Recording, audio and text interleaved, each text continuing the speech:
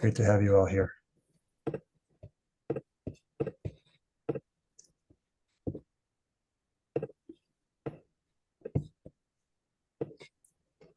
Thanks for showing up. Really excited to see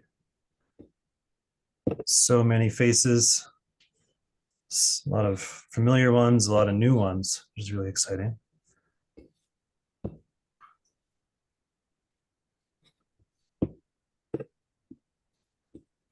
Before we begin, I want to just go over a couple things here. Some general housekeeping. And the first is just this disclaimer, just letting you know that what we're going to get into, even though it is mental health related, this is not a substitute for medical or mental health treatment. It's not recommended if you're currently experiencing very severe traumatic symptoms, or if you're in a current mental health crisis. It's not intended to diagnose or treat any illnesses. If you have any concerns about attending, I would suggest please just signing off, consulting with your healthcare professionals, and then you can re-engage through the replay under their supervision.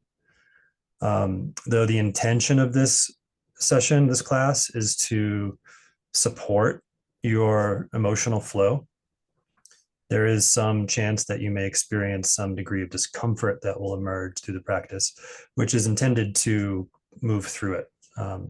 You're welcome to leave at any point, although I do recommend staying till the end because there is a lot of context and information that I'll be sharing that will help you make the most of this training. And just, of course, in typical disclaimer terms, participation is at your own risk. And there's one other thing here before we get into the good stuff, which is this waiver. So this session will be recorded, and I may redistribute it. I may make it into a paid class online. And so having your face on the screen is really up to you. Although being able to offer this class for free is made possible by being able to record this. And so leaving your camera on, you consent to having your likeness and voice included in the final production of this video and any additional content that may be produced. Your names will not be included for anybody. Your full on-camera participation is hugely supportive to getting this work out to help more people. But if you do not consent to having your likeness or any interactions in the Q&A in the final video, just turn your camera off. But again, leaving it on is a huge help. And regardless of whatever you choose, thanks for being here.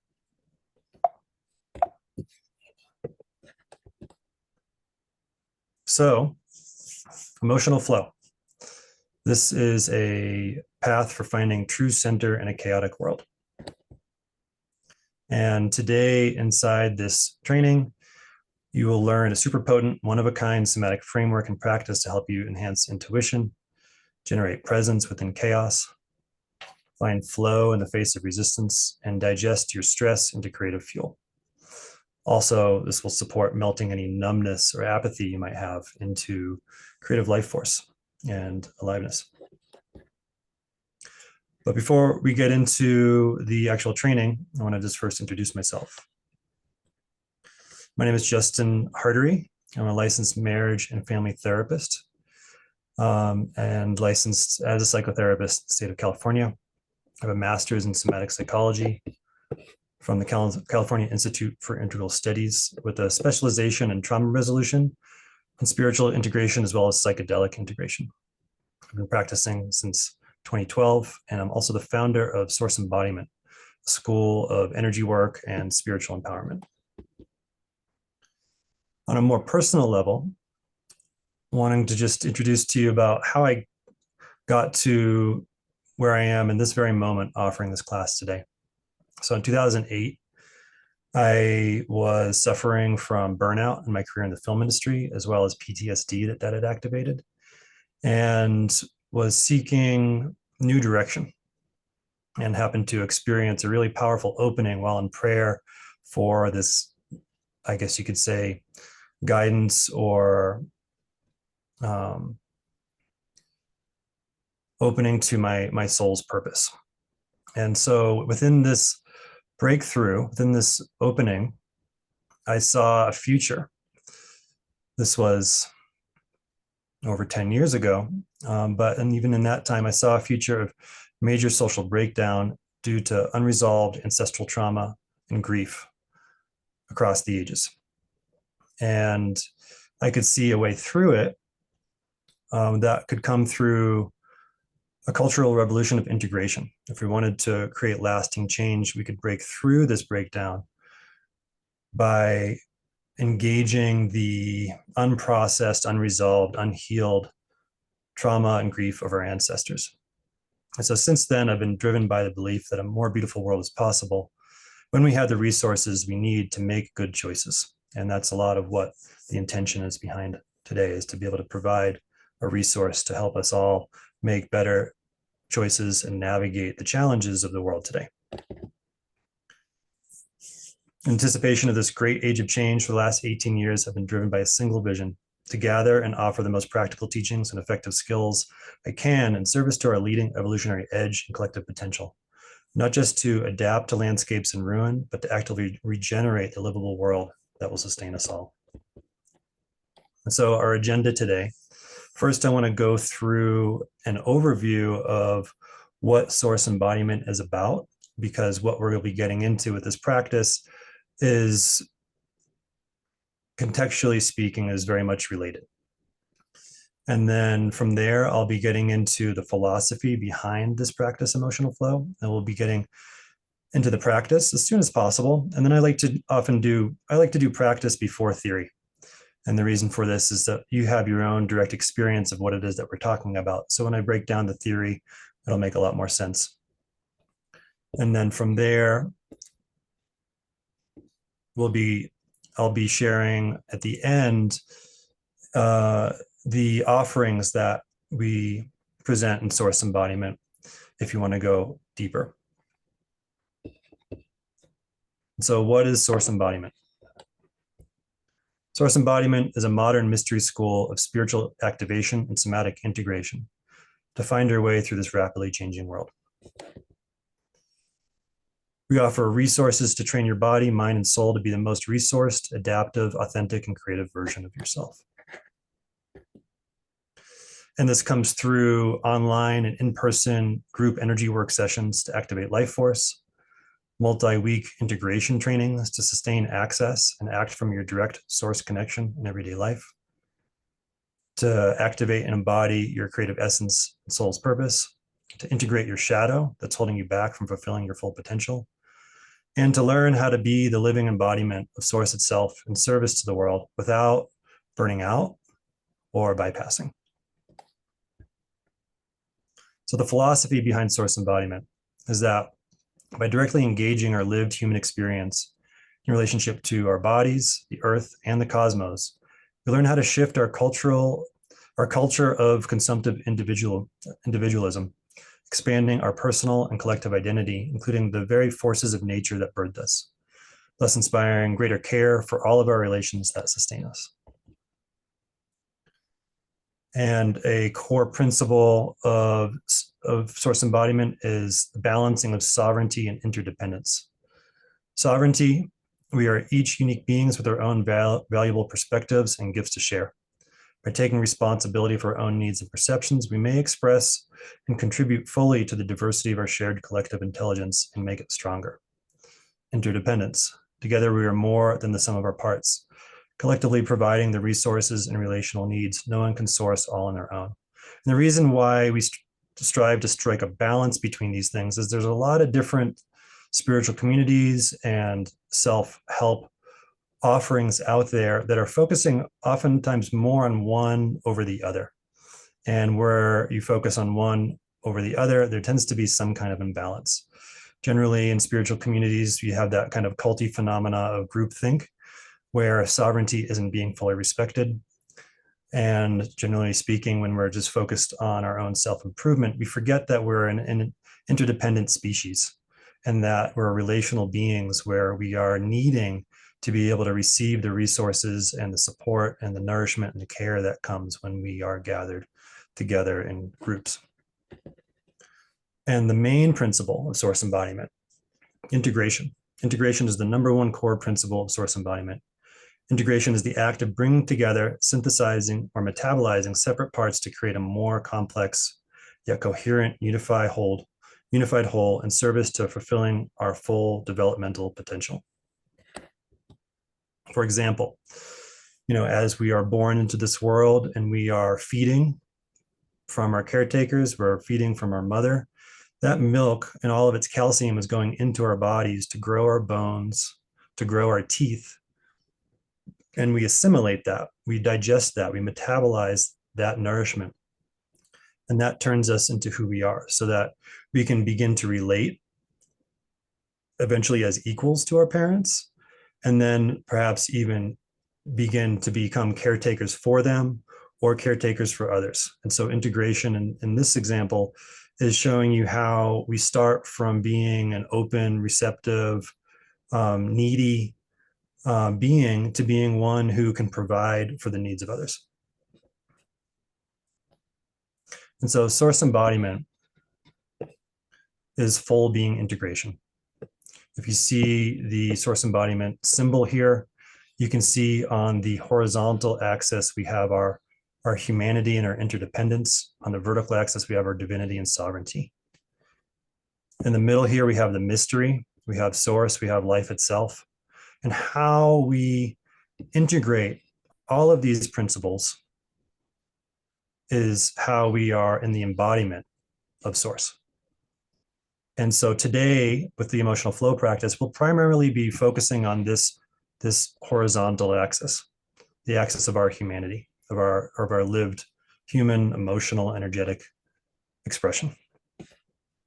If you go further into source embodiment offerings, we are also exercising more of the axis of divinity and sovereignty.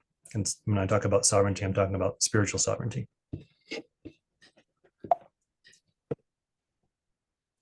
And so when we are in the embodiment of each of these axes, you can start to see that we have aspects of ourselves that are mirrored throughout nature, that are mirrored throughout creation at the most macro and micro level. And if you notice in the image of this symbol here, we have the waves that are emanating out. This is our embodied human expression. And it's literally quite physically and measurably represented through this toroidal field. The electromagnetic field of our heart generates this field, and it is doing so as a mirror of all of these sources of creation. And it's when we are in our wholeness, when we are in our coherence, that the electromagnetic field of our heart expands, which allows for our full potential to be realized. When the field of our heart is in its fullest, the higher intelligence of our brain and the deeper intelligence of our gut, of our enteric nervous system, are oscillating in harmony, which is allowing for all of our greater wisdom, all of our curiosity, all of our openness to learn new things to be fully online. And for us to be navigating these changes that we're facing in the world today, we really need to have ourselves fully online so that we can become the source of creation itself to make the changes in the world that we know are possible. And so what is emotional flow? Emotional flow is a practice that supports coherence in the body and the mind and the spirit and the soul in relationship to the forces of creation around us. And as a practice, it is a tool to help make all of that possible. And so what are emotions? This is my nerdy explanation and definition here. Emotions are energy plus form plus meaning. When we combine each of these, we get emotions. So emotions are the expression of our body modulating life force energy that has been mobilized in response to our life circumstances and the value we assign to them. So what does that mean? As we're going through the world, there's all different kinds of circumstances, all different kinds of events that occur that create a response in our bodies and our nervous systems. They can be events that are happening within our bodies, like getting hungry and feeling the emptiness in our stomach, like a baby who's ready for the next meal. It might be crying, might be fussy. There's a whole lot going on inside that child's body that's creating a response to the circumstance of needing more nourishment. Or it could be being in the world and having a hard time finding food, or having a hard time finding any need that we might want to get met. It could be being on social media and seeing fires ravage Los Angeles, or it could be living in Los Angeles and seeing the fires ravage your own home. There's a lot that's happening in our life circumstances that we create an energetic response to. And as that energy passes through our body, there's a charge that's there that can be a lot. And so what do? Our neuromuscular system, our tissues start to modulate the flow of that energy to manage it so that it's not too much or that it's not too little. And whether or not we like it, the meaning we assign behind it determines the kind of response and the kind of emotion that we're feeling. So if we want to bring all that into flow, we have to understand what the recipe is of flow. So flow, in my definition of it, there's a lot that are out there. Flow is chaos and resistance meeting engagement and intention, creating focus, and ultimately balance. Flow is the result of meeting the unknown with curiosity, consistent engagement, focus, and practice until mastery is achieved that affords influence and agency within chaos. If you remember learning how to ride a bike, or learning how to swim, or learning a new language or an instrument, or anything that you were excited to do, all of these ingredients were there. Take the bike example, there's the chaos of falling, right? There's the challenge of staying on the bike and staying on the road. And there's the frustration of failure. There's the frustration of getting it wrong. There's the resistance of not knowing how to do it. There's the resistance of the fear of crashing. But if that curiosity is there and that desire is strong, we're engaged. And in the engagement, we're learning. And once we start to recognize that, if I lean not too far this way or not too far that way, through focus, through sincere effort, then eventually I can strike a balance.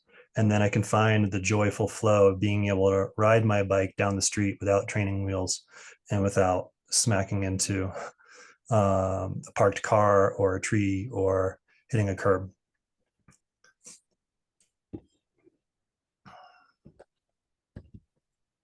And at the physiological level, flow is also the simultaneous activation of the sympathetic and parasympathetic nervous systems. And so I'm not going to get too much into an explanation of what the sympathetic and parasympathetic nervous systems are, but the general understanding is that the sympathetic nervous system is the part of us that's active and engaged and focused and corresponds with a high heart rate, and the parasympathetic is the part of us that's more relaxed, more open, and has a softer focus or a wider focus that corresponds often with a lower heart rate. And when we have a balance of these, and when they're both activated, it's experienced as a balance of engaged, focused attention and relaxed, expanded awareness.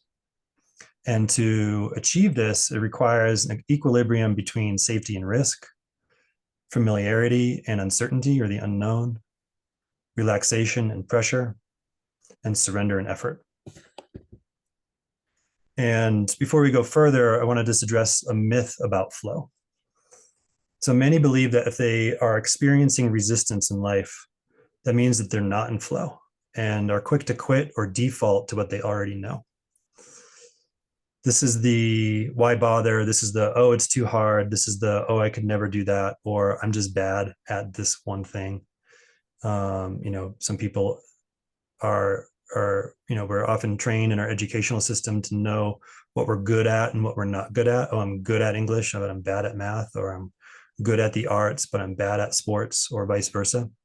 And this creates an identity around what we are already good at without cultivating an identity of learning or the student mindset.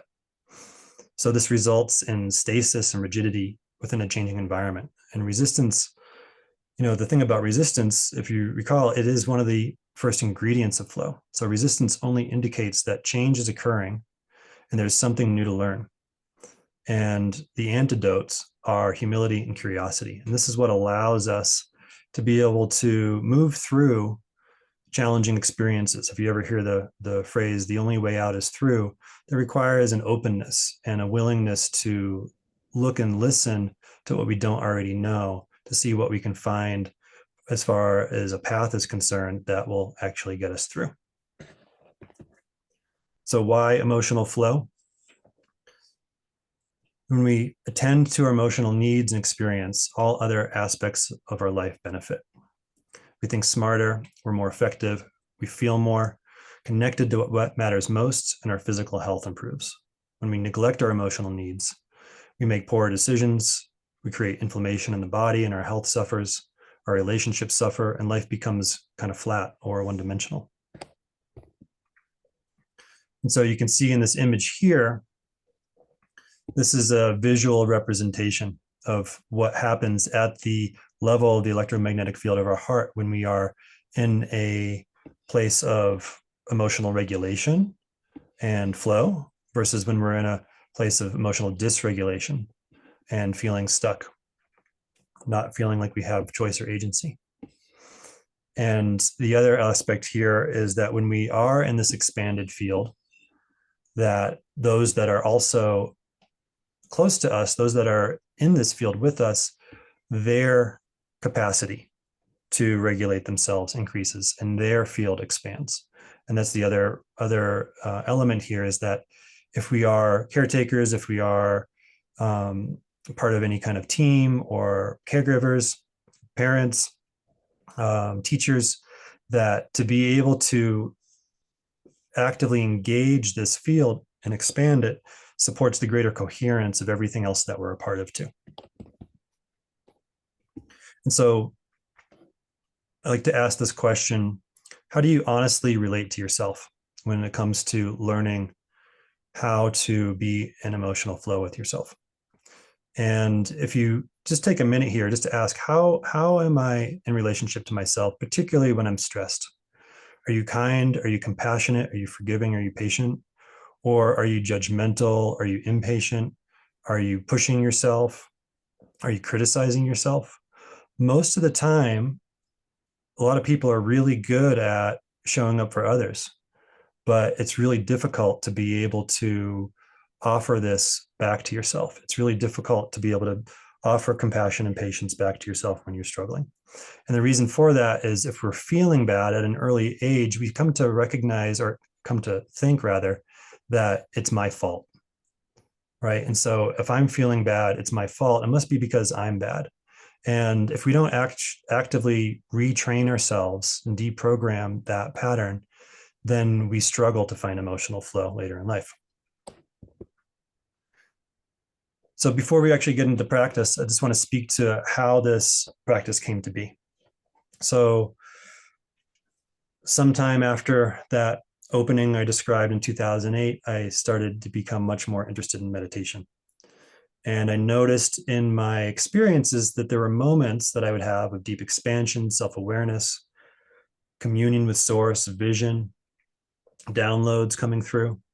And I would feel really inspired and motivated to keep going. And there were other moments where I'd feel profoundly stuck, lost, and even sometimes broken, like there's something wrong with me. And the teachings that I would receive, though they'd be helpful, mainly just be present to what is, and just, notice whatever's happening in the mind and let it just pass, like clouds moving across the sky, that kind of thing. Basic mindfulness training. When I would do these techniques, they would help me stay on my cushion, but the experience would sometimes be really difficult. And in this process, I started exploring other approaches to finding presence and to healing and to deepening my connection, my spiritual connection with Source. And that led me to my own journey of somatic healing, eventually leading me to study somatic psychology and become a therapist myself. And in all of these domains, learning really that there is a whole concert of activity that we need to be able to synchronize to, that allows for our system to get into a place where we can feel safe enough to be present. And in this time, I started to get a little more flow, a little more access to my own experience of being in presence.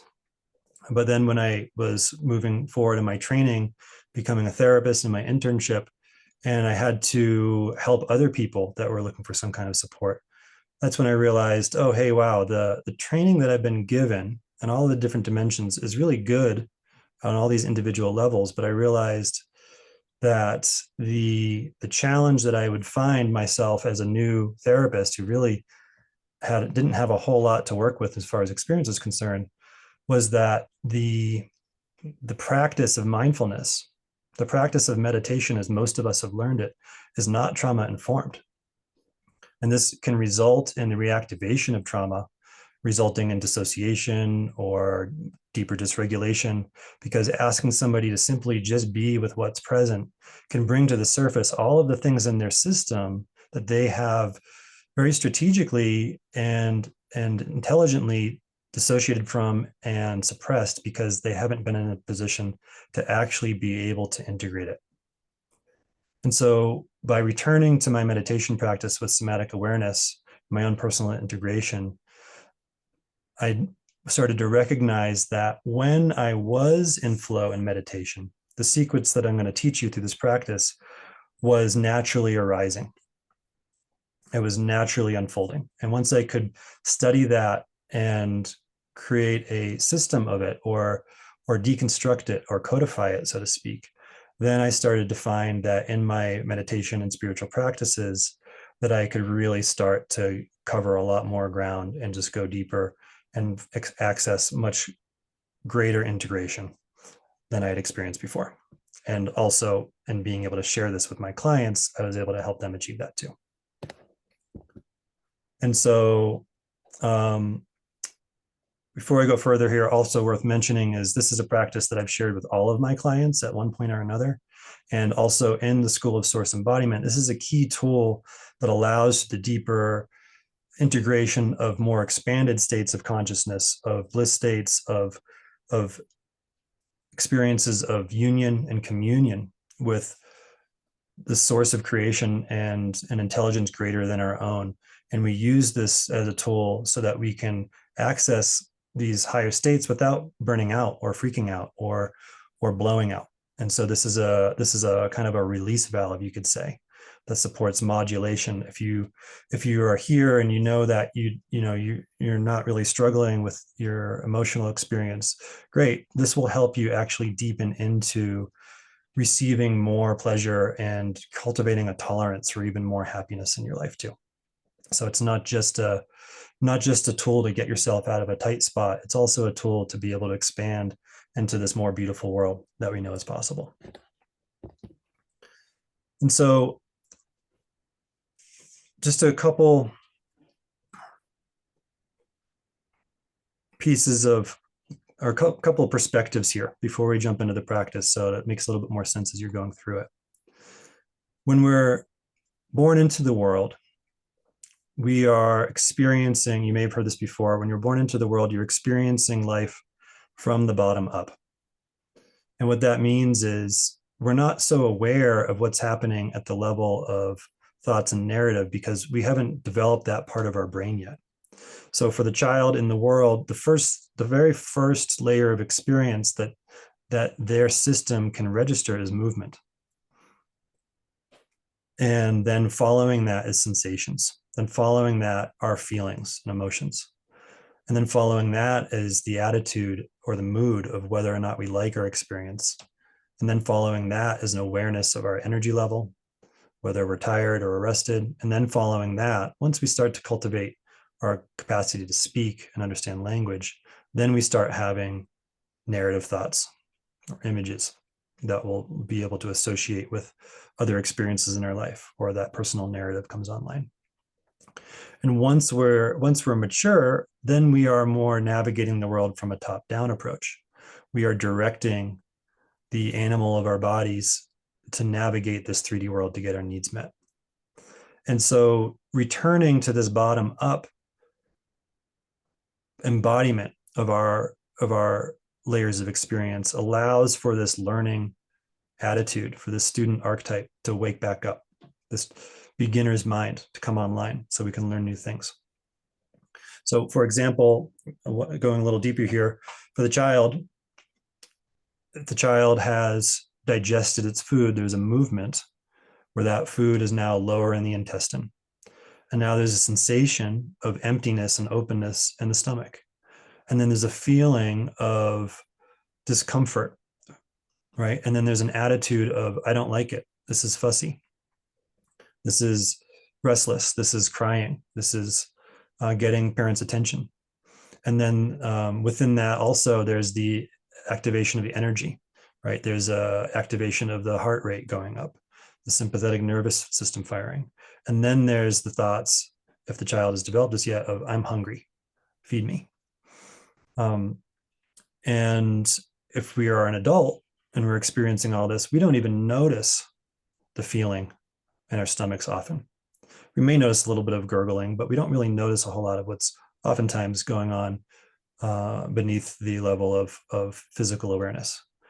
And so we just start to notice, oh, I'm a little irritated, or I'm a little impatient, right? And we start to feel like, oh, I'm crashing, or there's this nervous energy. And then it's, oh yeah, now I'm hungry. So then we go, oh, I'm hungry. Now let's direct the movement. Let's go top down, walk to the fridge, cook the meal, feed ourselves.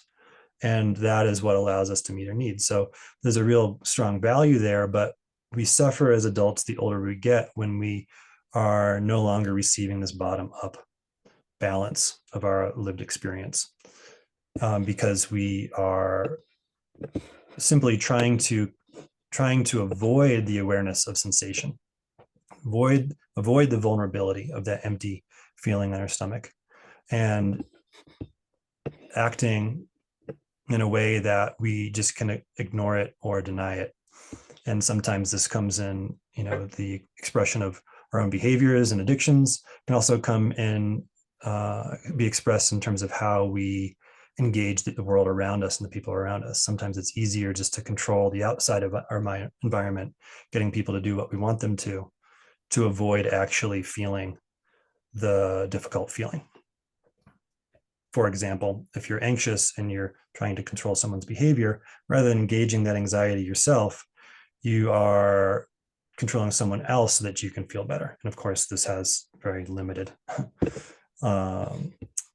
effect. So the emotional flow sequence is in 4 parts, and it goes in a cycle. So the first part is just to listen and notice your experience, like basic mindfulness. The second is to name it, to identify it, to externalize it, to distill it and start to understand, find the theme within it or summarize it.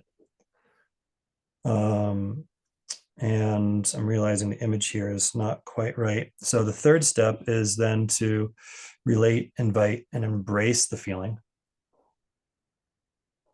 And the fourth step is to move and embody the feeling and distribute the energy throughout your whole being. And so Let's get into it here. Before I go further, does anybody have any questions?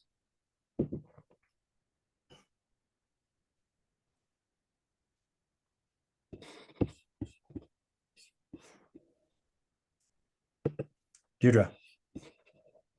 Hey, Justin, can you just give us a working definition of somatic awareness that you're working with? Sure. Thanks for that. Yeah, I was thinking about adding that to the slides, but I felt like there was too many to begin with. So somatic awareness is the awareness of what's happening in the body, noticing what's happening at the level of sensation and noticing what's happening within movement, and being able to engage it, to put it simply.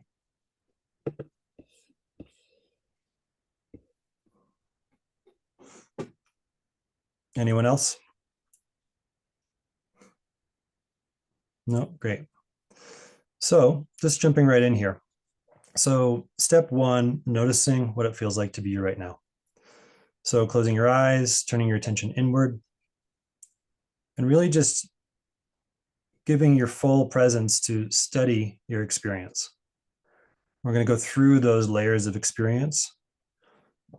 And we start with what is often the most accessible, what's the easiest to identify. And that is often the layer of thoughts. So noticing whatever is alive in the mind, noticing whatever your story is of this moment.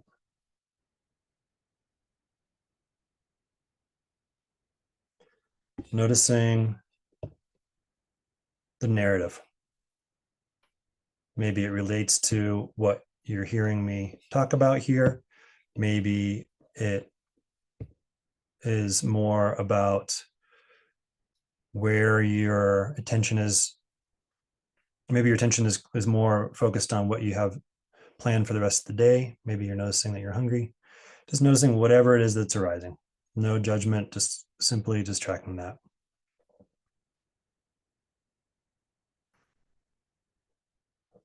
And then underneath that, the thing we often notice next is our energy level in relationship to what we're thinking or whatever's going on in the mind. How does our body responding energetically? Are we tired? Are we excited? Are we neutral? Is the energy level up or is it down? Noticing the quality of it. Is it wiry? Is it relaxed?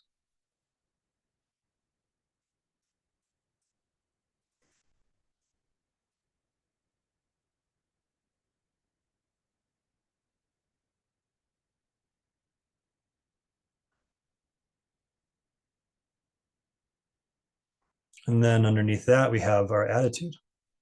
Do we like how we're feeling or do we not like how we're feeling? Do we like what we're thinking about? Do we not like what we're thinking about?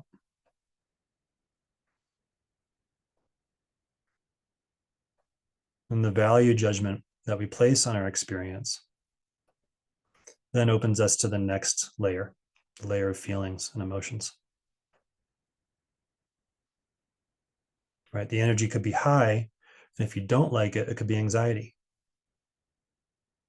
But if you do like it, it could be excitement.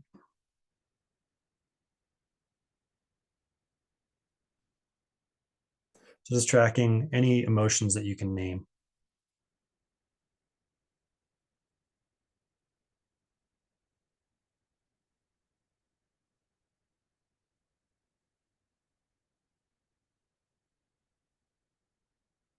And then going one layer deeper here into sensations.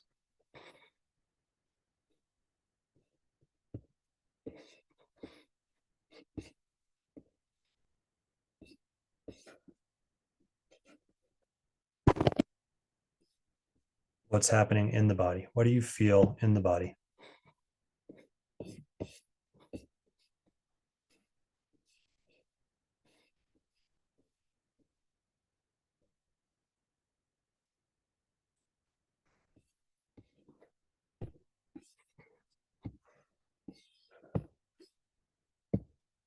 And if you can connect to any sensations that are connected to your energy level or your emotions, great. Just noticing where you feel them in your body. And if you can't, just noticing the felt sense of your body in your clothing or on the seat. Noticing the felt sense of the air moving through your nose or your mouth. This is the area that's often really hard to access if we've been pretty disconnected from our body our whole life.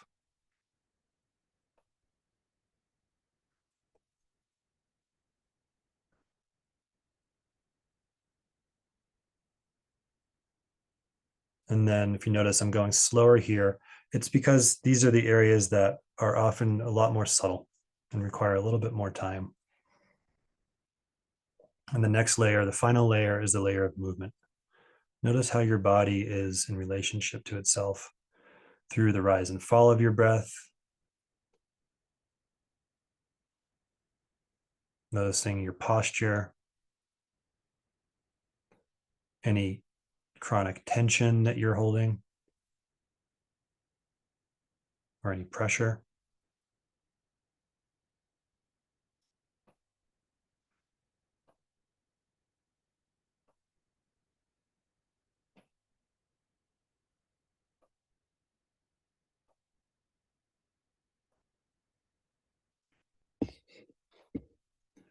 And now we move on to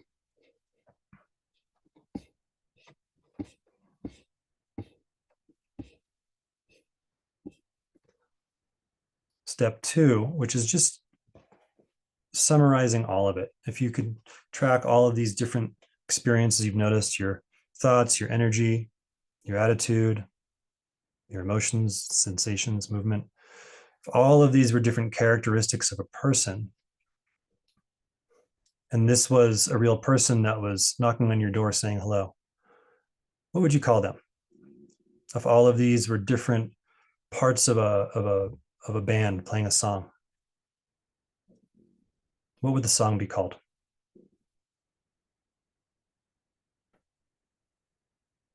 So step 2 is just naming it, identifying it. If you're in a kind of more depressed mood, it could be like stormy weather. Or if you're in a brighter mood, it could be sunrise, or it could be, it could be lightness in my chest. It could be physical. It could be metaphoric. It could be poetic. It could be literal.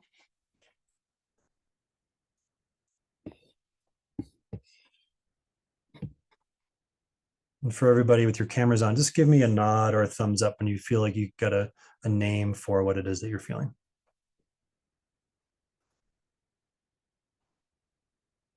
And wrong answers are good answers. There is no way to mess this up.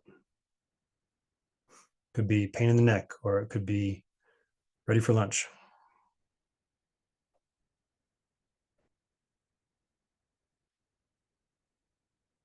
Or it could be curious and engaged about where this practice is going. Great. So with step 3, step 2 is just naming it. Step 3, we say hello.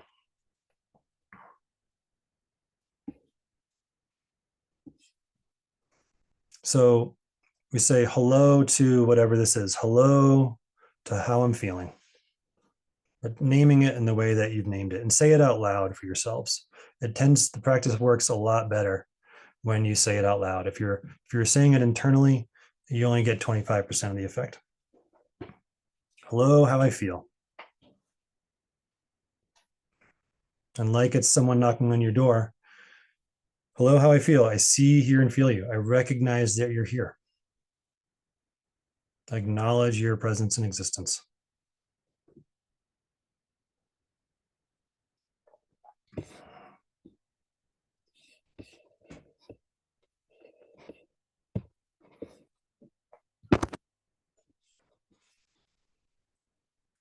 And I feel how I feel that you're here. I'm so glad that you're here. Or I am resistant that you're here. I'm so happy you're here, or I really wish you weren't here. So step 3 is beginning to make a relationship with the feeling.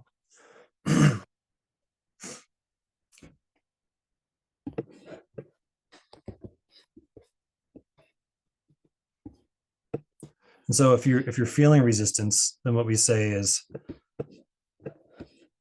hello, how I feel. I recognize that you're here. I also see, hear, and feel my resistance to you.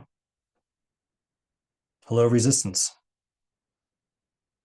Even though you both make me feel uncomfortable, accept that you're both here because I know you're both a part of me. I'm willing to hear what you have to say.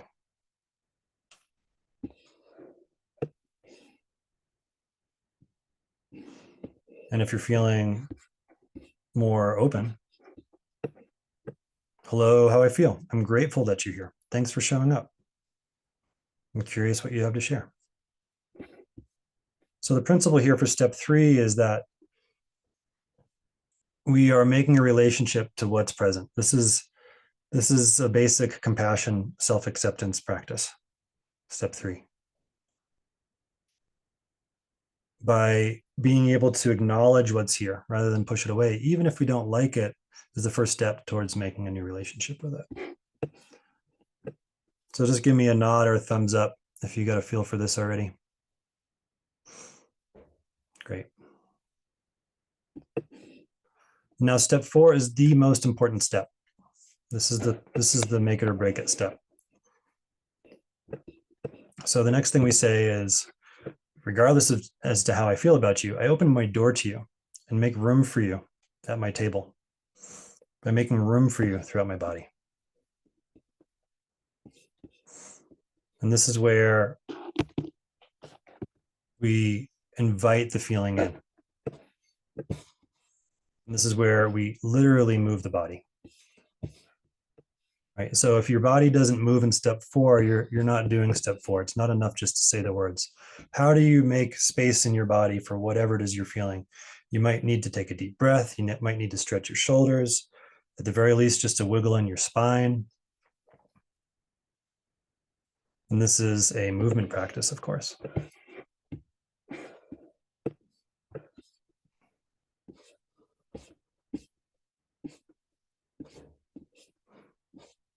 And the more room we make throughout our body, the more we distribute the energy of whatever it is that we're feeling throughout it.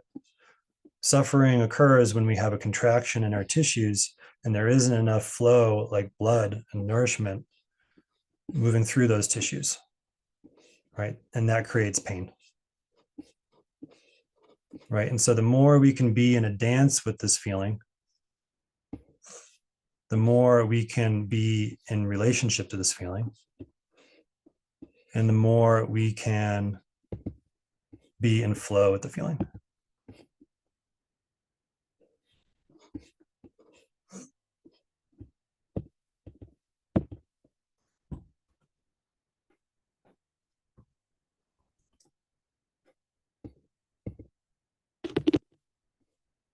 And now we go back around to step 1. And this time we notice what's changed. How do we feel compared to how we felt before?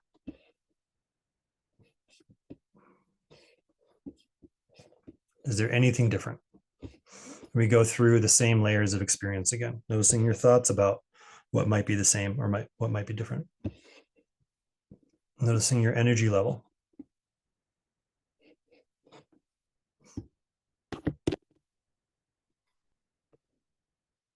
Noticing your attitude.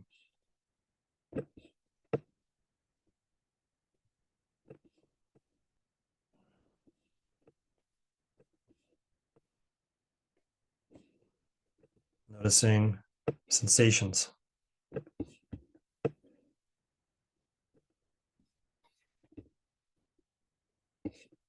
Noticing your mood.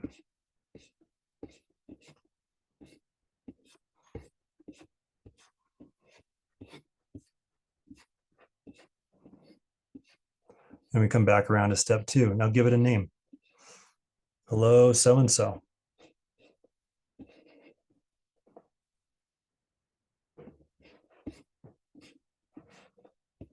I see, hear, and feel you.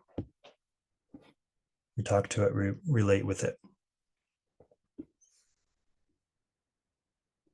I acknowledge that you're here, and I also acknowledge how I feel about you being here.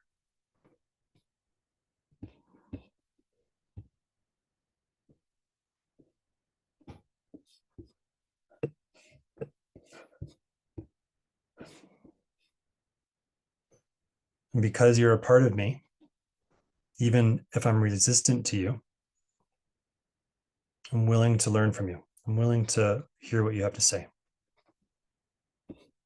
So I open my door to you.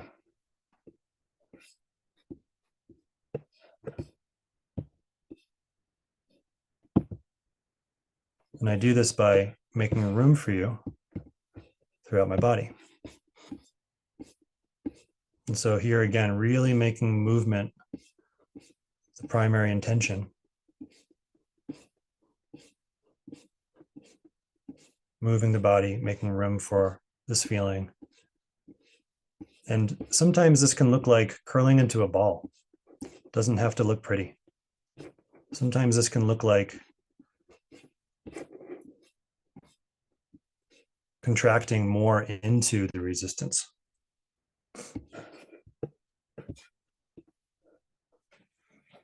And so we're meeting and joining with whatever's arising here. If it's a song on the radio, this is dancing to that song, whether we like it or not.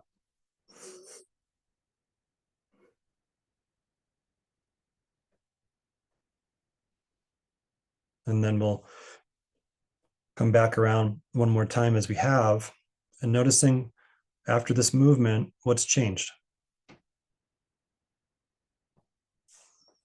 Studying what's going on in the thoughts.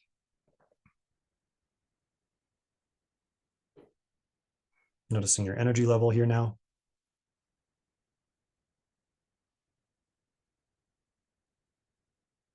Noticing your attitude. Naming any emotions that are present. Any feelings.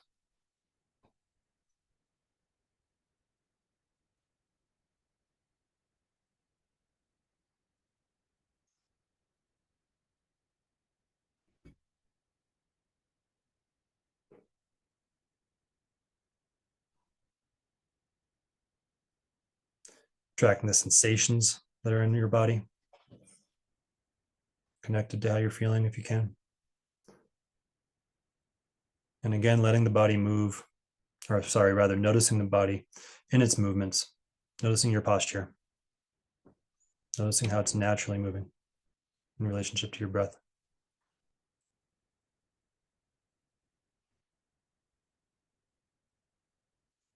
And giving it a name.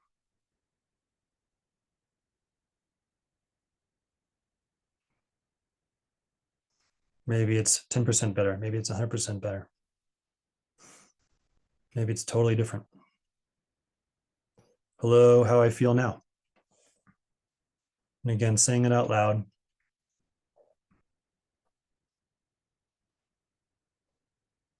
I see, hear, and feel you. Making a relationship with it. And I feel how I feel that you're here.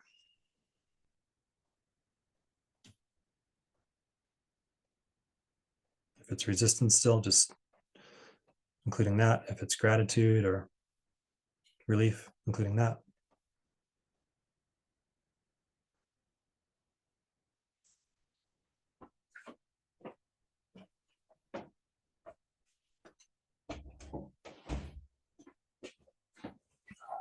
And I open my door to you. And I open my door to you by making room for you throughout my body. Invite you to my table to hear what you have to say and learn what you have to teach. By making even more room for you throughout my entire being.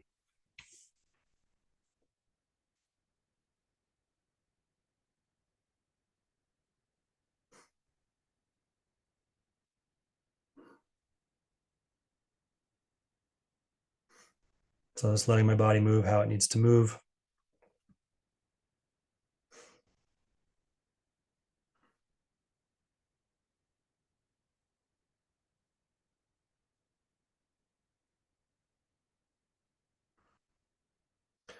And so we've done it 3 cycles so far. The way we close is now notice something that has improved. Notice something that feels better than before, and just focus on that. Maybe there is 10% of release in your neck tension, or maybe you're breathing just even 1% more fully. Maybe there's just an ounce of relief that you're noticing, or maybe it's profound. Maybe it's a big shift. So notice your thoughts about that. When you focus on the thing that you like, notice your energy level around that. Focusing on the thing that you like, notice the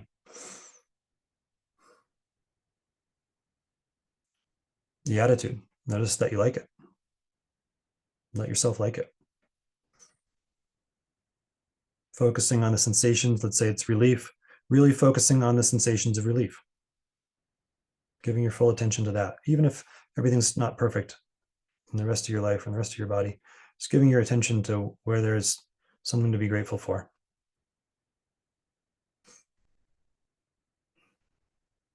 The sensations, and notice your breath, notice your movement. We'll do one last round here with this and close out. And so we say hello relief, or hello 1% better, or hello 100% better. I see, hear, and feel you.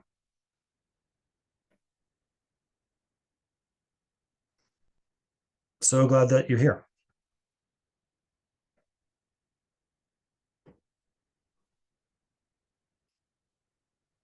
I'm so glad you showed up to remind me that I have the power to create change in my body.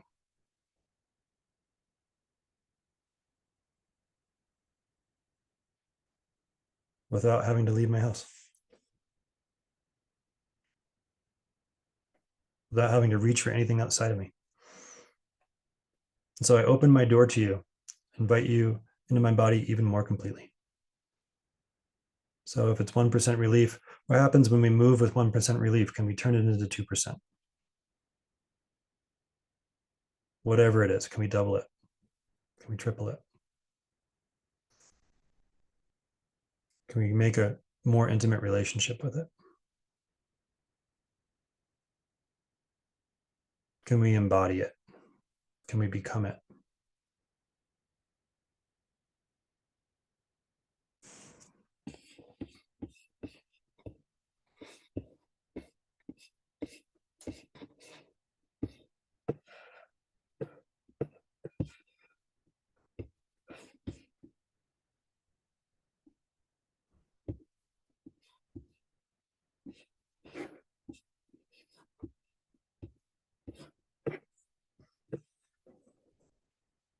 And staying with it, opening your eyes as it, letting the feeling look out through your eyes into the world.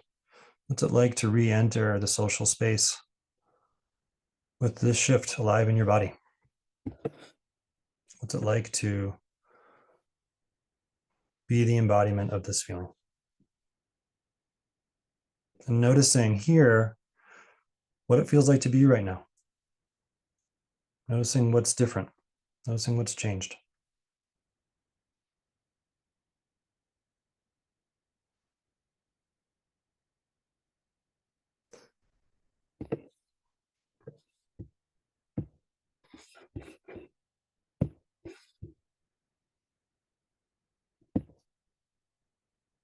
And so what I'd like to do now is just hear from each of you a little bit about what that was like. And if you have your camera off, you're welcome to share your voice. That won't be included in the video. I'll edit that out. But yeah, I'd love to hear from folks what happened on the journey.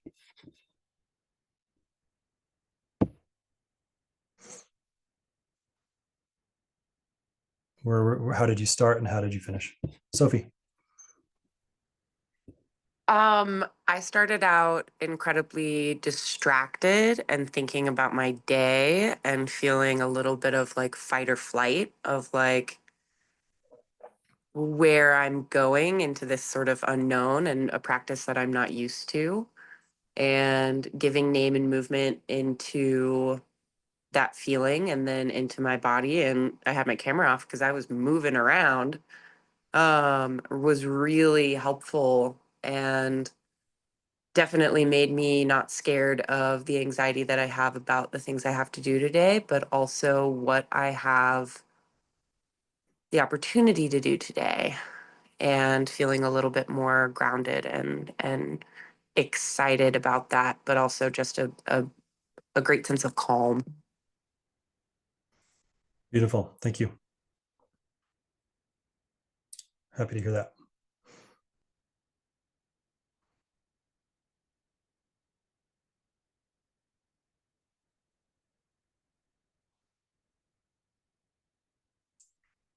Lila. Hi everyone. I am laying a little sick in bed, finishing with a flu. So thanks for just hearing my voice today. But I found that really powerful, and especially with the music part because I'm very connected to music. The when you said name it as like what would the song be, and each of the iterations I had really interesting songs. The first one was Tough Time Blues. The second one was Coming Out of Tough Times, and I it was so funny because I really experienced them as like a blues song. And then the third time was that theme song from the Jeffersons, Moving On Up. And each time as it progressed, I became calmer. I felt better resourced energetically. I felt more hopeful. It's been an intense week with I live just south of LA, so nothing has been affecting me directly, but obviously it's in the zeitgeist and in the air and so on here. And I'm feeling for all my friends in LA, so it's been pretty intense. What I found interesting was at the end when you said to kind of focus on whatever is different in your body or in your space. I felt a square kind of window pane area right at the back of my cervical vertebra, and that kind of more open and spacious and like aligned vertically. So I had this different feeling in my body from like that sort of, I guess, kind of from heartbreak of just everything that's going on, feeling kind of doubled down or doubled over in my body. There was sort of this like counterbalance, beautiful air-filled spaciousness that was right at that point that was folded over so much. So that very physical response or not response, but byproduct or thing that happened in my body was so beautiful to experience because I can go really far usually in my brain, and kind of the cerebral and the etheric realm, but feeling the shift actually happening in my body was very welcome and beautiful. Thank you. Awesome. Thanks for being here. Glad you could. Anybody else here affected by the fires directly? Just curious. Arthur? Yeah. Glad you could find that, Lila. Thank you. I'd love to hear from just a few more folks, just even just a minute or less. Sure, I can share. I'm Joanna. I was noticing a vibration in my nose between my eyes, and so I was talking to the vibration. I noticed there was a time where I felt like I sort of drifted off or fell asleep. So it's just really relaxed. And the vibration moved from that place kind of throughout my body. So then my whole body was vibrating. Yeah, it was very interesting. And it's wonderful to be able to open the door and invite invite it in and how it chose to sort of move through the body. And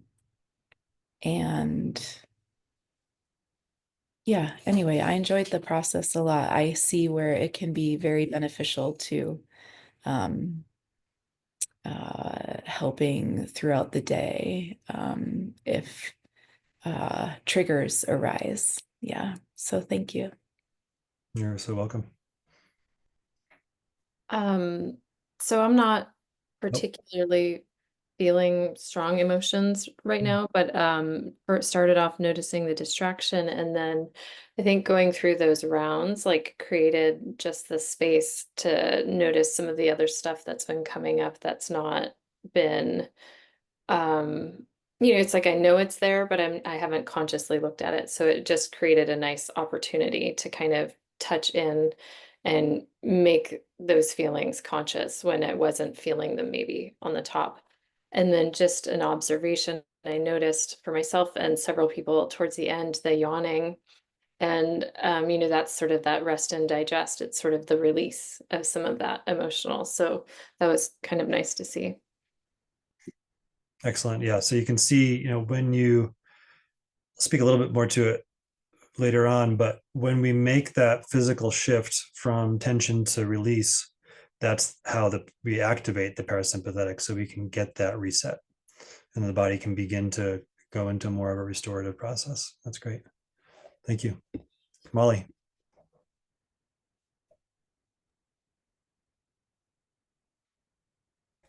I'm not getting any audio. I see that you're unmuted, but I think Sorry, yeah. is that better? It sometimes happens when I have my That's headphones it. in.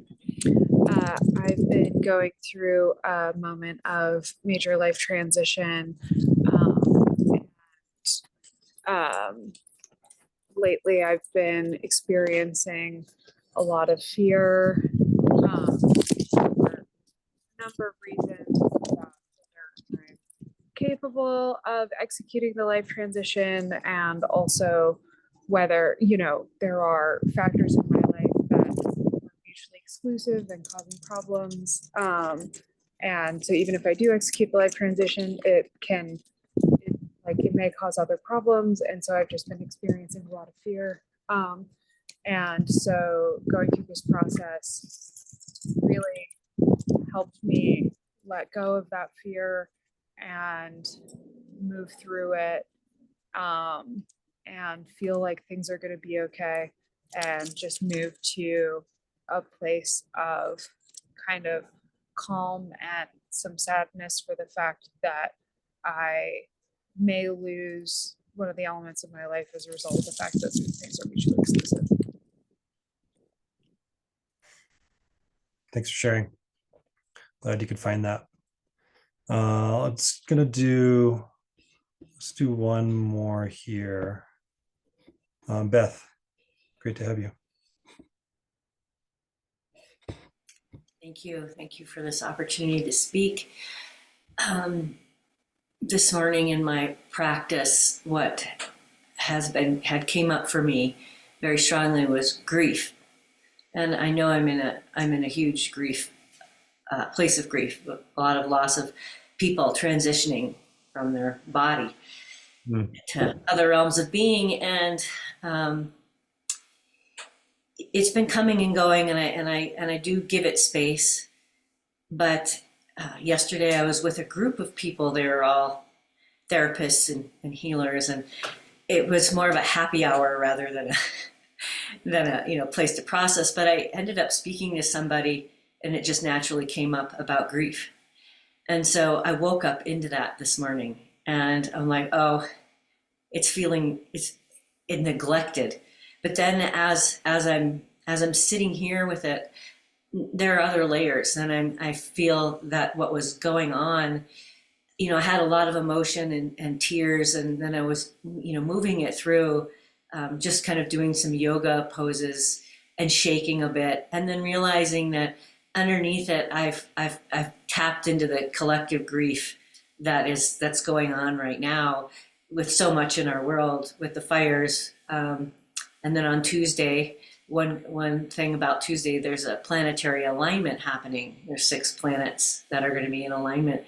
And that came to me as like, oh, there's some outer strength here too.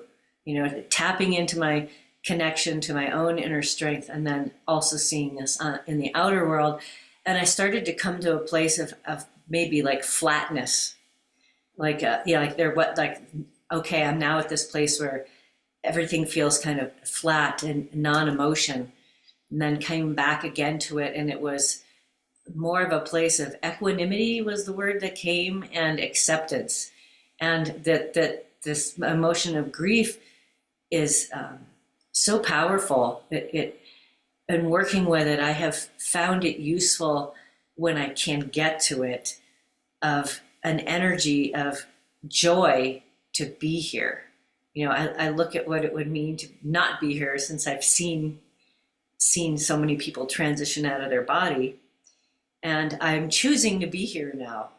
And it's from a place of great empowerment that I choose to be here, and calling in this light to myself in this space. This is why I'm here today. It's like, oh, when I open my eyes, you know, that final time, I'm seeing the light of the sun glinting off pine needles, and it's just shimmering, and it's beautiful. And it's just like, oh, okay. You know, I just moved through a cycle. That, you know, that's what I needed to do. So thank you for that process. I feel very good right now. And I'm at peace. It's just kind of equanimity is the word. Mm-hmm. Beautiful. Thank you, Beth. Thanks for bringing that in. Yeah. So we can see, you know, everybody's coming in with something very different today. And yet there is a lot of stories of moving through, right? You know, I call it emotional flow. It's also emotional metabolization or digestion, right? And what do we do when we digest something is we pull the raw energy out of it so that we can direct it into our life, right? And so what happens when we can digest our grief or our stress for life transitions, or you know, just being in bed sick all day, is now we have that energy to be able to move beyond whatever that thing is that we've been looping on, right? We can get on to the next thing, and that's the flow element of this, right? We can move those boulders that are causing the eddies in our river, in our life stream, and, you know, be able to, you know, find our way downstream in a very Taoist way, you could say, to get to where, you know, our soul is destined to go. So what I want to do here is break it down so you can understand each of these steps and why they are where they are, and why they do, how they do what they do.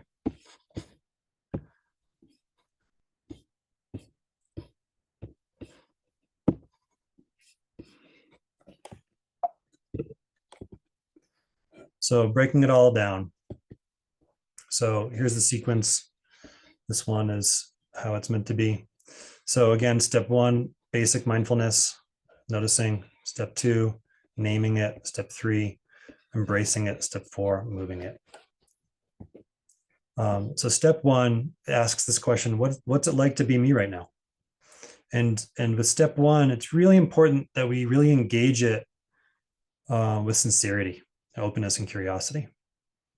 And what this does is this helps us do an inventory. You know, if you just go straight into meditative presence without actually tracking what's happening in your mind is going to interrupt. And so by doing this inventory, it's kind of like buffering or scrubbing the aspects that are naturally going to be distracting us from being present. And this is where we begin to create our relationship with ourselves.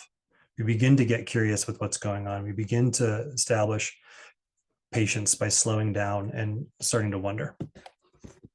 And in step 1, we're going top down through these layers, because it's at the bottom that's often the most unconscious. You know, from a somatic perspective, the unconscious is the body, right? And it's the experience of the body that we don't have any direct connection to, you know. And what I've noticed over the years is the more attention I give to what's going on beneath my immediate awareness, sensations and movement, the more subtle sensations and subtle movements I start to notice that start becoming conscious. So that bottom up flow starts to open.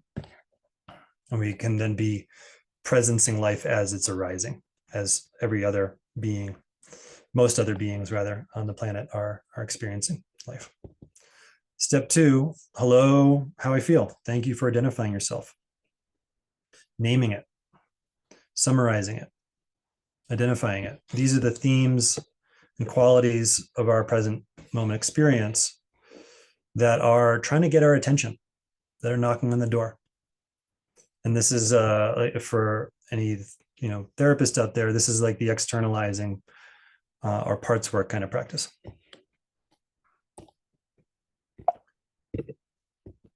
Step 3, and step 2 is the easiest and the quickest, by the way. Step 3, I see, hear, and feel you, and I feel how I feel that you're here. This is self-compassion, self-acceptance. And this is a bit of like a flow chart here where, there's 2 different directions you can go. When there's resistance, we acknowledge the resistance. When there's a contraction in the body, we acknowledge the contraction, rather than just trying to relax. If anyone's ever told you, oh, I know you're anxious, but have you tried relaxing? It's kind of like, wait, what? It comes across as an insult. It comes across as inconsiderate and sensitive, right? But if we are able to say, oh, hey, yeah, of course you're anxious because you have all this going on. What that does is it validates you, helps your brain balance, because there is a recognition. You understand where you are now, right? For the child who scrapes their knee in the playground and goes into tears immediately, they don't know what's going on. But when the parent puts the hand on their back and say, oh, it's okay to cry, looks like you have an owie, the kid will say, yeah, I have an owie. And then they move on. And then, if you are feeling good, then this is where we want to welcome that and open to that. So grateful for that you're here. Thanks for showing up. And engaging again with curiosity. What is this experience teaching me? Because it's oftentimes in the good stuff that we can just blow right past it. We don't stop to smell the roses when they're there.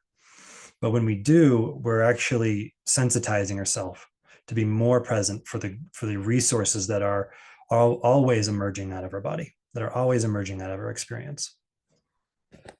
And this seems like the easy step, but in many ways it's the harder one, because we oftentimes can only tolerate so much of a good thing before the nervous system tries to default and make things familiar, even if familiar is uncomfortable.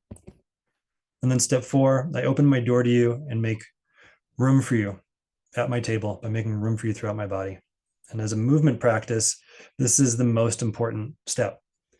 If you've taken any of my trainings, you'll hear me say multiple times, the state of our mind, the state of our consciousness is generated by the shape, by the posture, by the movements of our body, right? So if you don't like where you're at and you're not moving your body, you're practicing more of what you don't want, right? This is why yoga and exercise is great as a release, but what they miss often, unless you already have a strong mindfulness practice, is making the connection to how you're holding that tension in relationship to what it is that you're avoiding in life, right? And the longer we hold that tension, the more and more it becomes normal and it gets unconscious. We push it down and we don't recognize that it's there.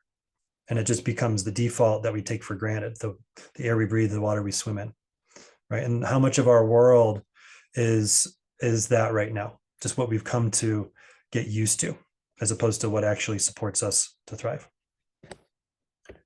Right. And so step 4, I'll say it over and over again, this is the most important step. We give our body full permission to move how it wants to move, letting it wiggle, deep breath, stretch.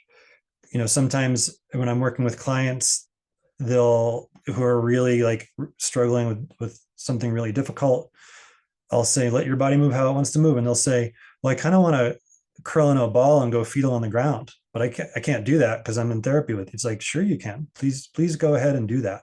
Give yourself that permission. Take the brakes off and let the body actually lead the way for once.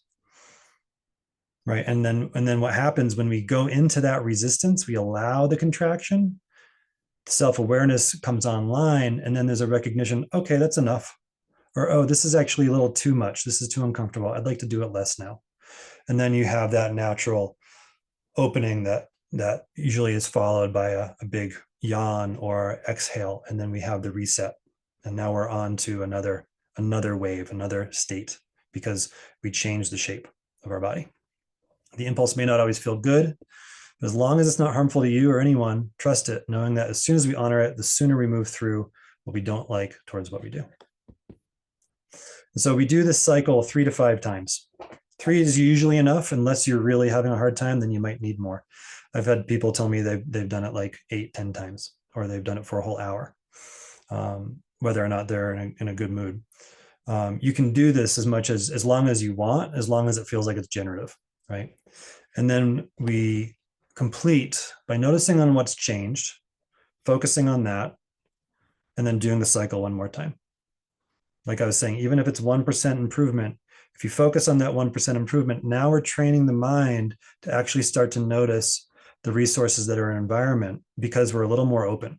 When we're contracted and stuck, we don't notice, you won't notice the dollar bill on the ground someone dropped, or the opportunities that are available, right? You won't notice the berries on the bushes as you're walking through the forest if you're stressed out because you're lost in the woods or you're getting chased by a bear.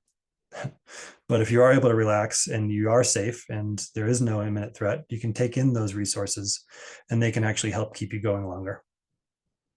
So by focusing on what has improved, now we are actually creating new neural pathways to invite in more resource into our lives. And this is anybody who's here on this call is getting this upgrade. I haven't included this in any of my trainings yet. This is a new iteration that just emerged in a client session last week. So happy to be able to include this as part of it. So hello, Relief. I see, hear, and feel you. Glad you're here, and I welcome you throughout my body. So if you're wanting to make use of this recording will be provided, so you can re-listen to the meditation. Find the portion of the video where you get to just listen to it, where I'm giving the instruction. And I would recommend doing it regularly, once or twice a day at the same time. And it's really important to do it regardless of how you feel, whether you're feeling good or bad, positive, negative, or neutral. It's really about how many reps we get in at the spiritual gym, so that we have it when we need it. Because if we wait until the shit hits the fan, it's too late. We're not going to be able to remember it because we'll be stressed.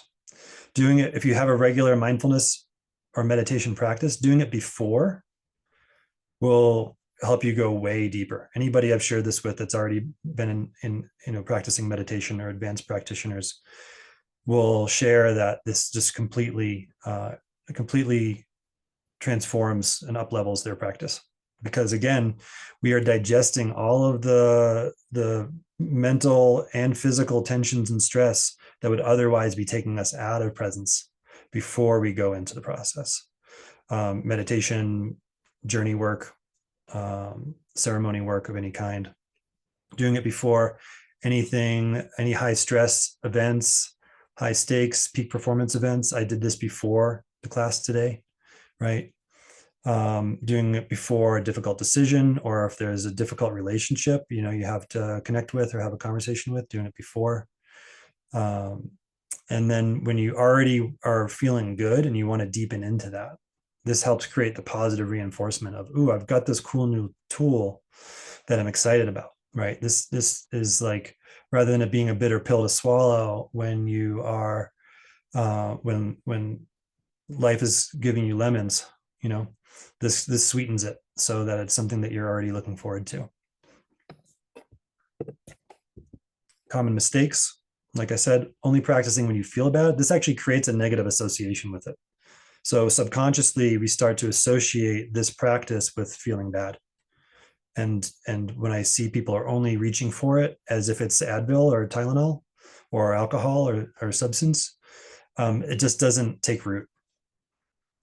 If you're only practicing during high stress events, like I said, also, it's too late. We're going to be drawing on our default stress response. We're going to be defaulting to our habits, and it's going to feel like you're grinding your gears, and it's really not going to work as well. It'll still do it, but it's not going to open up quite as fully. Something else I see people do is they're really good at one step, but not the other. Focusing on the step that you're good at, skipping over the others. You're just not doing the practice. You're doing whatever that one aspect is, right? You can, as I said, this is 4 practices in one: mindfulness, externalizing, self-compassion, and movement, right? It's the 4 together that create the secret sauce. Right. This is why, I'm sure all of you, or many of you at least, are familiar with at least a few of these practices, if not all of them, but have still found yourself blocked at different times.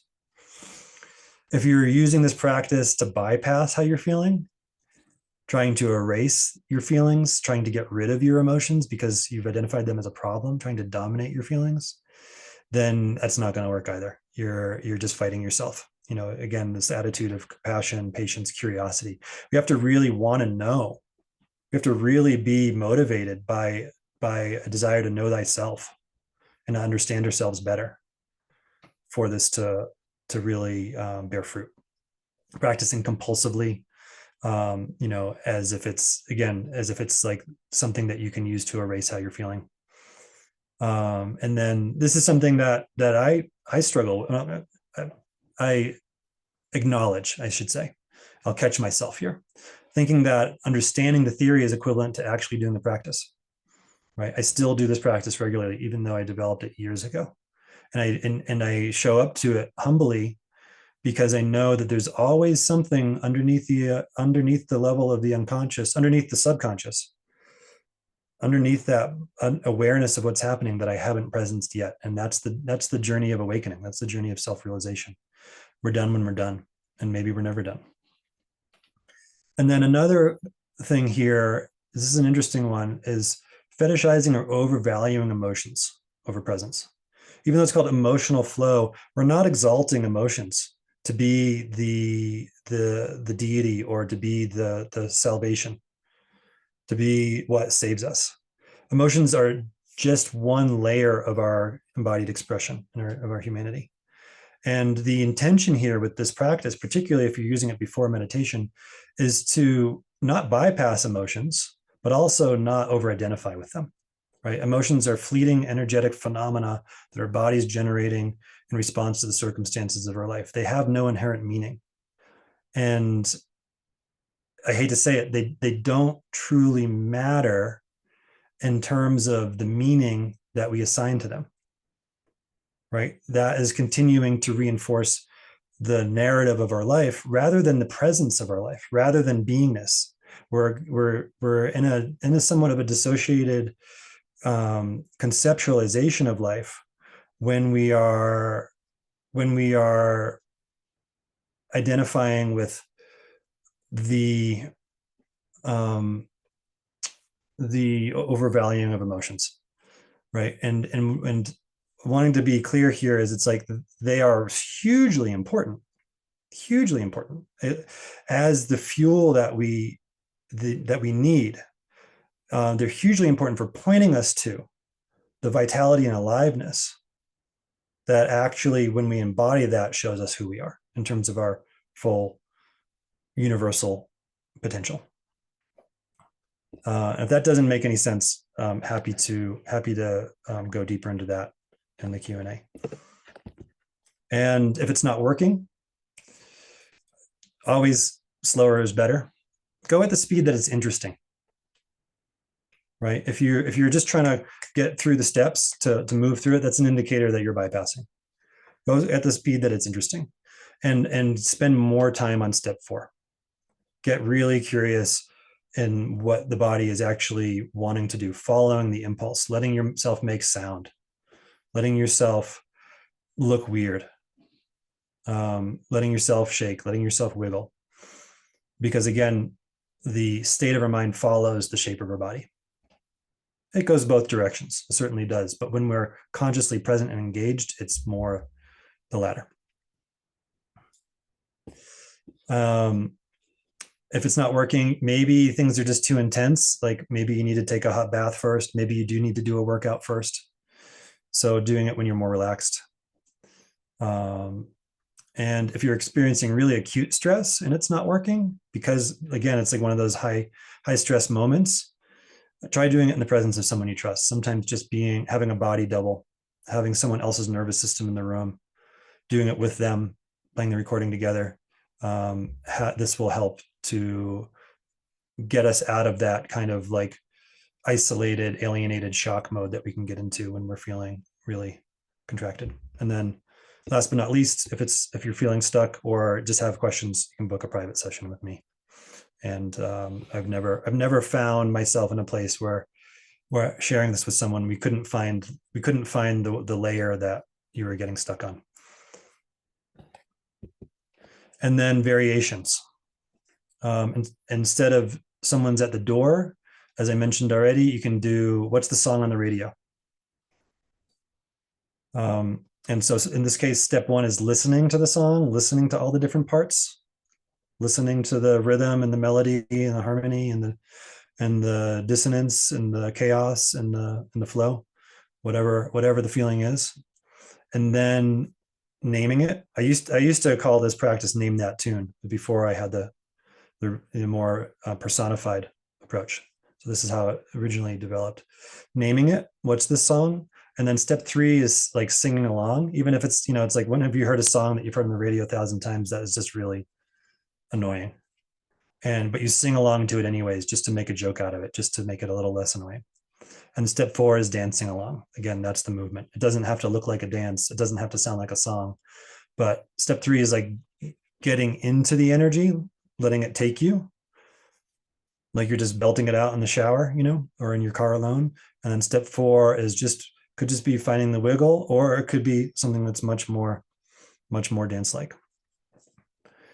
And then once you get good at it and are enjoying more emotional flow in your life, then you can spend more time on the energy and the feelings you're trying to call in, right? So do one cycle that's just meeting yourself right where you're at. Hello, hello, work stress. Hello, bills to pay. Hello, dinner to cook. And what do I, and then it's like, okay, well, where do I want to get to? I want to get to creative flow.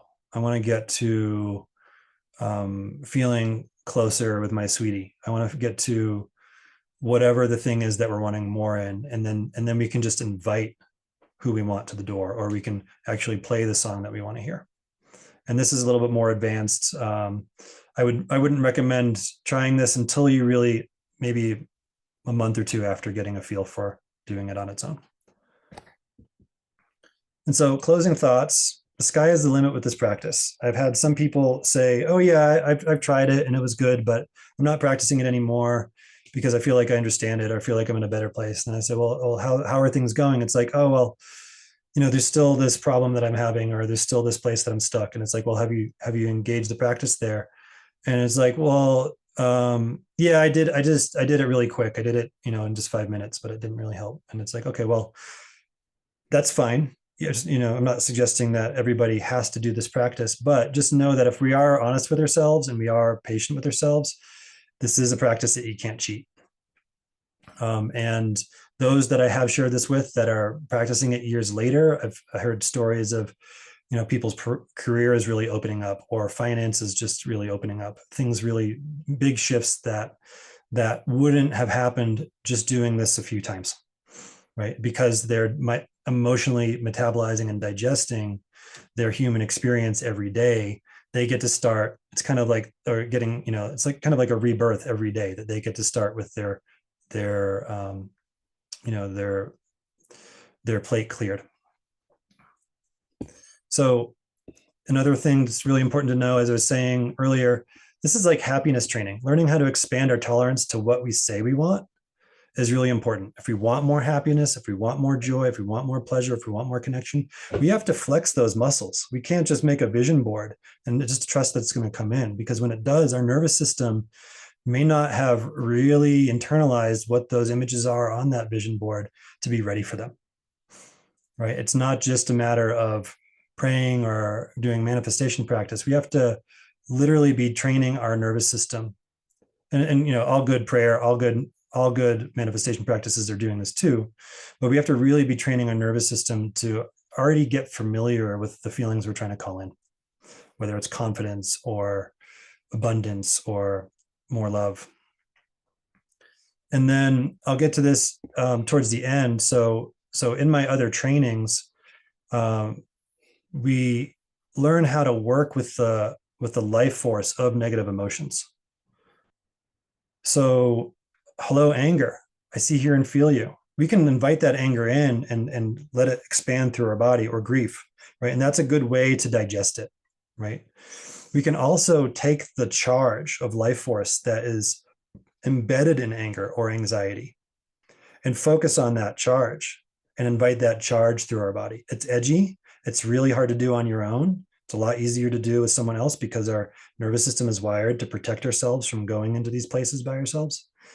But this is where I see huge shifts and transformations that people make when they're alchemizing the power and the strength that's in fear, or the power and strength that's in anxiety. How strong is your anxiety? How strong is your anger? That's your strength. That is your strength, no one else's. And so we can learn how to identify not with the emotion, right, but with the aliveness, as I was saying, right? The emotion isn't as important as the vitality that it brings. And then, you know, where this really goes is going beyond emotions and straight into life force energy. When we're truly in emotional flow, we're not really even registering the emotions. We're not really naming them. We're just having very deep, profound energetic experiences. And this is where we get into interesting phenomena like Kundalini activating, or chakras opening, or, you know, third eye getting really clear and having more intuition and more downloads, because we're not continually just rolling around in the muck of our emotional, unprocessed emotional experience. So what I want to do is open the floor here to Q&A. And then after that, if you want to hear more about how this weaves into the greater source embodiment ecosystem and some offerings and trainings we have coming up, then we'll get into that after Q&A.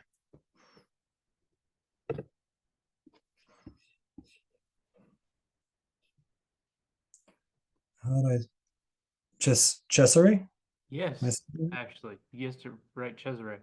Cesare, great.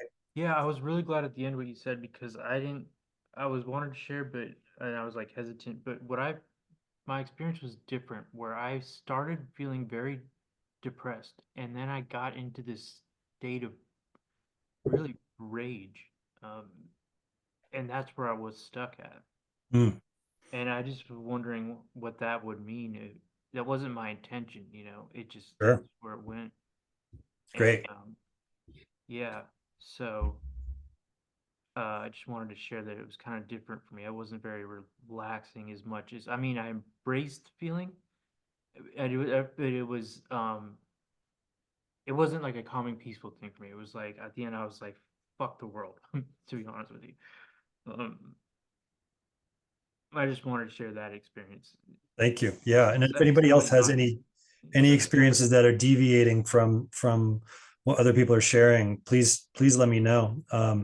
So I hope it's okay that I'm smiling and I'm cheering you on, I appreciate it when because what I know is that a lot of depression is a result of suppressed anger, right? And we suppress our anger when we don't feel like we have the agency to create the change that we know we need, right? And what I would suggest here is getting more familiar with this practice, doing it over the course of a week. What happens when we start at anger and then move towards, oftentimes there's sadness or fear, we start to really doing more of a deeper purification like, cleaning the casserole pan and getting all of the gunk that's like congealed on there to the surface. The water, of course, is dark at first, and then eventually it becomes more clear. Probably heard that before. If for some reason that's just not accessible, that'd be a good time to book a session. But if you don't want to go that route, the invitation here is just going deeper into hello, anger, see, hear, and feel you. And even though you're uncomfortable or you're scary or I don't know what to do with you, I invite you and my resistance, right? And I go into that resistance. So step 4 for you would be going deeper into that contraction. Right. You might say, oh, what does my body want to do in step 4? Well, my body wants to feel open. So I'm just going to open. But there's a subtle step that needs to be identified first, which is honoring the contraction. If there is resistance, we have to go into that contraction. It's funny. The motion I had was just clenching my fist. That's all I did. Yep. Yeah. Great. And so what happens when you clench your fist and you do it a little bit more? Is there an awareness of like, okay, next round, maybe I don't want to clench as hard, right? Hello, fear of this anger, or hello, concern. I see, hear, and feel you, and I'm going to let that concern in and soften up a little bit. And that's the thing that, as a culture, it's grief and rage. These are the most undigested parts of our human experience. And so what I also want to invite, and I hope you can kind of get a sense of from the rest of the arc, is getting really curious, how much life force am I generating in this anger? How strong is that life force? And how much is that my strength? Right. And this is where it can get a little more delicate in terms of recognizing we don't want to just like be popping off out on people in the world, but recognizing, oh, well, if this is my strength and my power, what do I have the strength to change in my life so that I can feel a little more expressed? Does that help? Yeah, definitely. Yeah, thank you. Yeah, thank you, man. That's a really, really important piece. Yeah. And particularly as men, it's the thing that we, it's very much sanctioned. Anger is so much more, it's not for everybody, but anger is so much more of the default that we can go to. But then getting curious, what's underneath it? Yeah. So that's the other thing. With each round, what's underneath this anger? Again, often contacting that sadness and fear. That allows us to get to more of that parasympathetic reset when we can touch on that. Cool. Thank you. Yeah, thanks. Anybody else?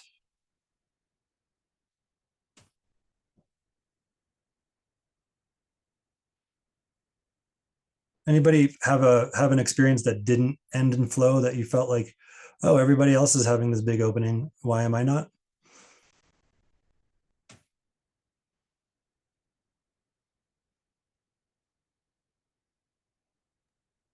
Am I on?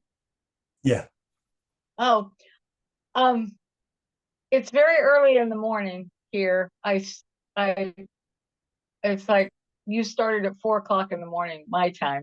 So, I wasn't quite awake and I haven't had enough sleep. So I missed the whole experience because I was writing it all down, trying to get it so I could do it later.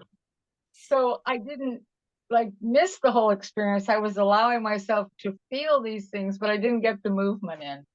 Sure. Okay. Well, you can just go back and do the recording again. And I would just suggest just letting it flow and not trying to hold on to it. Just let yourself go on the ride and see where it takes you. And then feel free to shoot me an email or a message if you have any questions. Yeah. Okay. Thank you. You bet.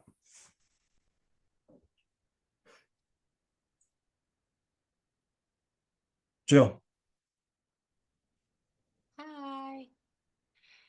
Yeah, I felt my feeling, the step 1 that came in was very neutral, and I was kind of a little drowsy as well, and kind of just felt really calm. And I would have picked most of the time, a lot of the times my feelings are extremely overwhelming. And so it felt really good to go through this, and I felt a real surge in energy. Like by the second time we were in the cycle, I felt like, oh, now I'm wide awake. What happened? Why was I nodding off almost when I was supposed to be thinking of a feeling? But that felt really good. And I think you kind of answered this question, but I was wondering, can you come in with the song already decided? Like you were saying, don't come in when you're super hot. Like if I've got this really overwhelming emotion, don't sit down and be like, I'm going to work through this. Oh, But you can definitely do that, but I would say don't let that be how you practice it, like ongoing. Thank you. I want to make that clear. It's a good nuance. So you can definitely reach for it, in case of emergency, definitely break glass and reach for it, but don't let that be every time you reach for it. yeah. Yeah. And if I have, kind of a recurring issue or a pattern, I would say, is that okay to kind of sit with that? Like if you're going to try it out for like a 2 week, like you were saying, is it Yeah. okay to sit down with the same thing every day? Yeah. So at some point in the near future, I'm going to be doing a whole like practice group training with this where we're going through it over a course of multiple weeks. And part of that is journaling. So, what I will tell some of my clients that are, this already do a lot of journaling is you can write down the first two steps. And I had one student who had a whole spreadsheet and they were able to track what the theme songs were. Yeah. Right. And you will notice there are theme songs. There are songs that have been playing since you were 2 years old that you don't even know because they're just so, again, the air that you breathe. But the more you do it, the more you start to recognize, oh, hey, wow, there's this interesting feeling that I feel when I'm in this kind of circumstance or dynamic or now around this certain kind of person that I haven't even recognized that now that I am, I can recognize, oh, there's a little frustration or grief here that I can now speak to and now negotiate rather than just feeling powerless to the situation. Like, for example, like this is how deep it can go. And the more we are in that kind of student archetype, the more we are starting to recognize, oh, there's so much we have to learn from the layers of our experience, especially Right. beneath what we're aware of. Yeah. Because even if it's the same pattern, it's usually, there's a lot more. There's a lot more. Totally. Yeah. Thanks All for that. right. Well, thank you. This was really good. So Yeah. glad we could make it. Yeah, me too. Sophie. So I often know this about myself that like meditation is really difficult for me because my mind gets really distracted.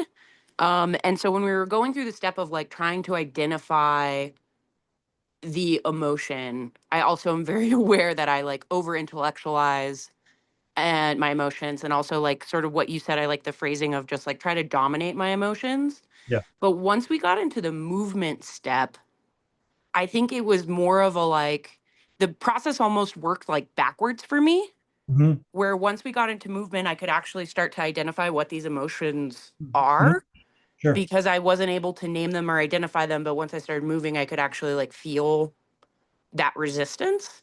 And Sure. so I guess my question is like, this process to me feels non-linear. Okay.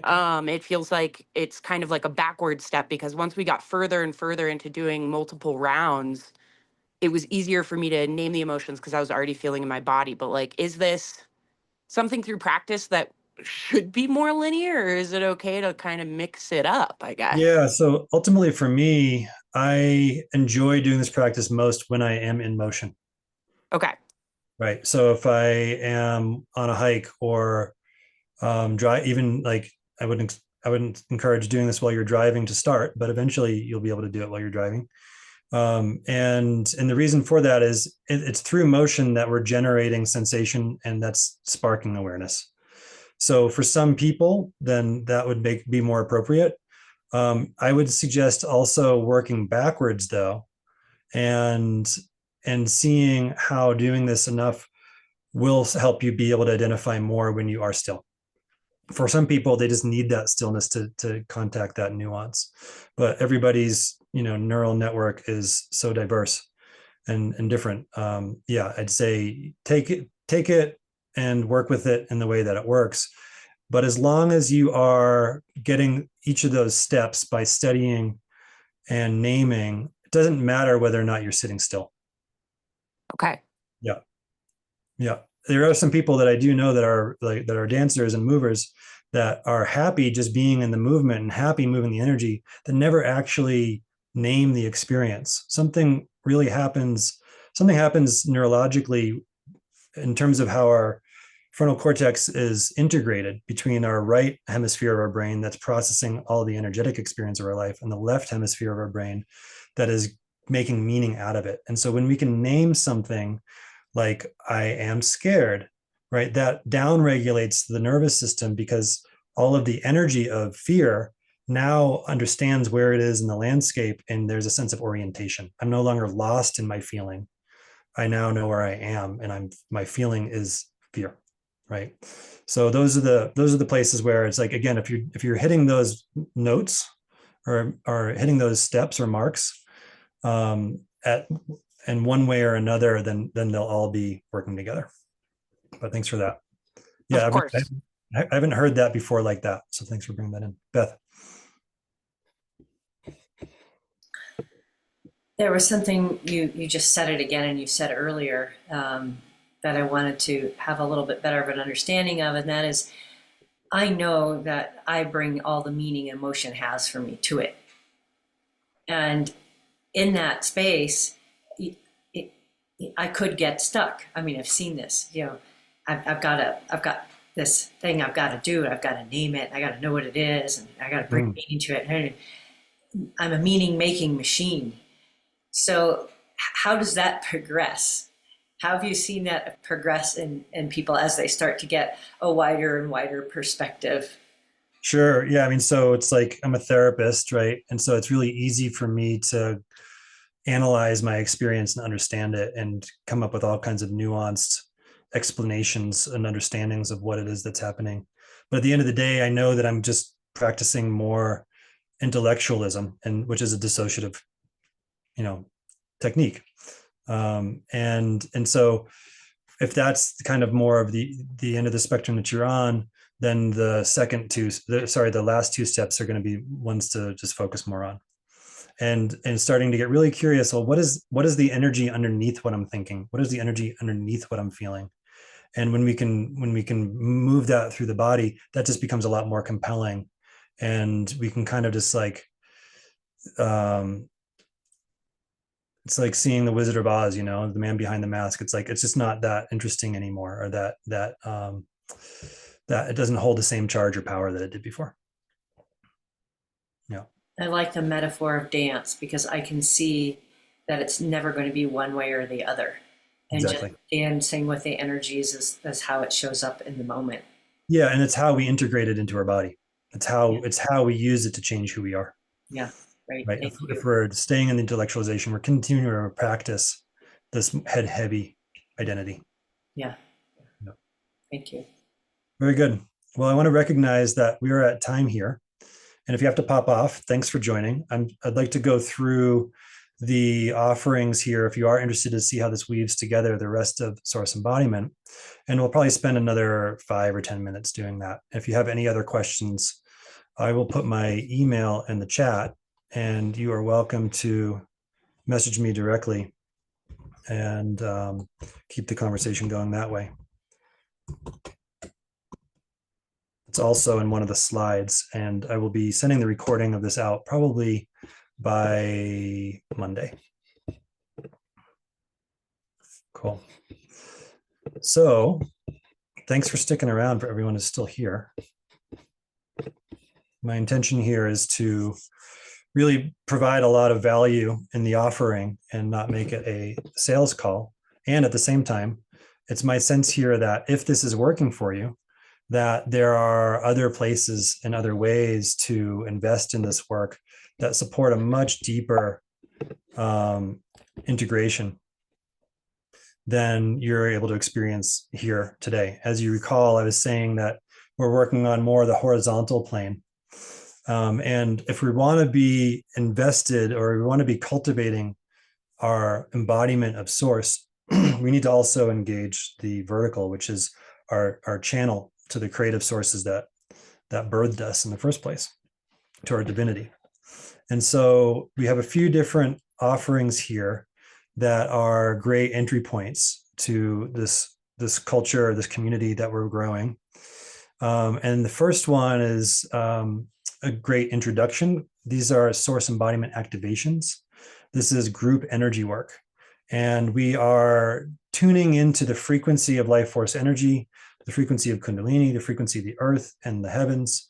And in this way, when we're connecting to those energies and saying, hello, vitality, hello, aliveness, I make room for you throughout my body, this has a way of expanding that magnetic field. So those that are in presence with us are coming into resonance with the frequency of life force, with the frequency of source.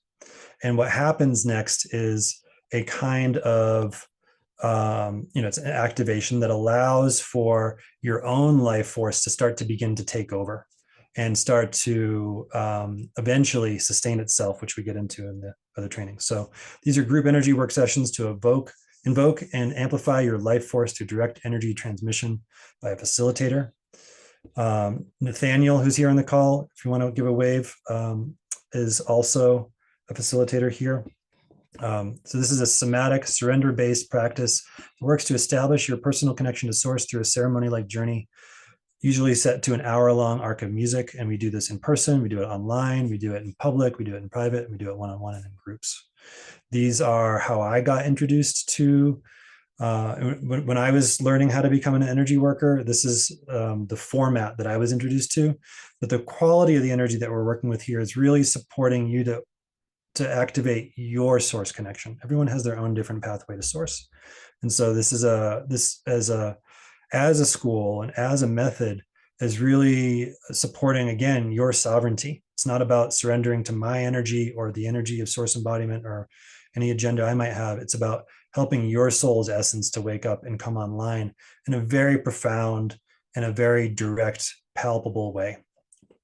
I'm sure a lot of you have had different kinds of experiences like this at different times, but what we're doing in these sessions is helping to make it a little bit more clear about how to sustain it. And that takes us into our trainings. So phase 1 training, self-source. Our next one starts February 15th. And this is a 6-week training that is all about teaching you how to stabilize these energies. So self-source is an introduction into the source embodiment system. It teaches you a potent energy work practice for learning how to live life from a tangible, sovereign connection to source through the wisdom of your body and the earth and the cosmos. And it establishes a permanent activation of your life force energy that's sustainable wherever you go, no matter what. I've shared this with people who I haven't talked to in years, and they're still able to tune into this frequency of vitality and life force moving through their body wherever they go. It's good if you continue with the practices that I give in this training, but it is something that ends up continuing to work behind the scenes, whether or not you engage it. So it's like, a breathwork practice or yoga teacher training, you have to continually be doing it to be receiving the benefit. Whereas this is an initiation. And once this initiation opens up in your body and your nervous system, like a Kundalini activation, it continues to burn and purify your karma in the background. And we do this in a very safe way that is in negotiation with your body, with your nervous system. So if you hear the word Kundalini and you're feeling like, oh, that's dangerous, there is a lot of ways that we can practice with Kundalini that are dangerous. But with this, it's an energy-based approach. It's not willful. It's not about breath work. It's not about forcing. It's about opening and awakening and surrendering to the life force that's already there in a much more gentle and subtle way. And this is where we introduce the emotional flow practice and this training to help you learn how to modulate the life force that's coming online so that we can condition our systems to tolerate more of the good thing that we're trying to call in, more to be able to receive the prayers that we're making. And so this is a little diagram here of what's happening. We're activating our field, we're activating our central channel, and this helps us begin to experience and be open to the forces of creation that created and sustain us. And this is what the container looks like. There's, I guess this is me, this is the facilitator, and I'm expanding my field, which is helping to activate your field. And doing so, we create this group field together. Then the phase 2 training is all about sourcing soul through the shadow, whereas phase 1 is about establishing and integrating your source connection in daily life. Phase 2 is about engaging your source connection to activate and animate your soul's purpose through the integration of your shadow that might otherwise be blocking your soul's expression. And in this way, by harvesting the life force within our quote unquote negative emotions and within our shadow behaviors, we can fuel our passions from the energy that gets unleashed.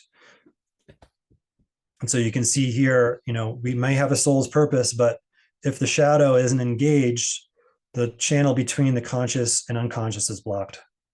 When we get more aware of where that line is, we integrate the energy of our resistance to life and the energy of our wounds in life.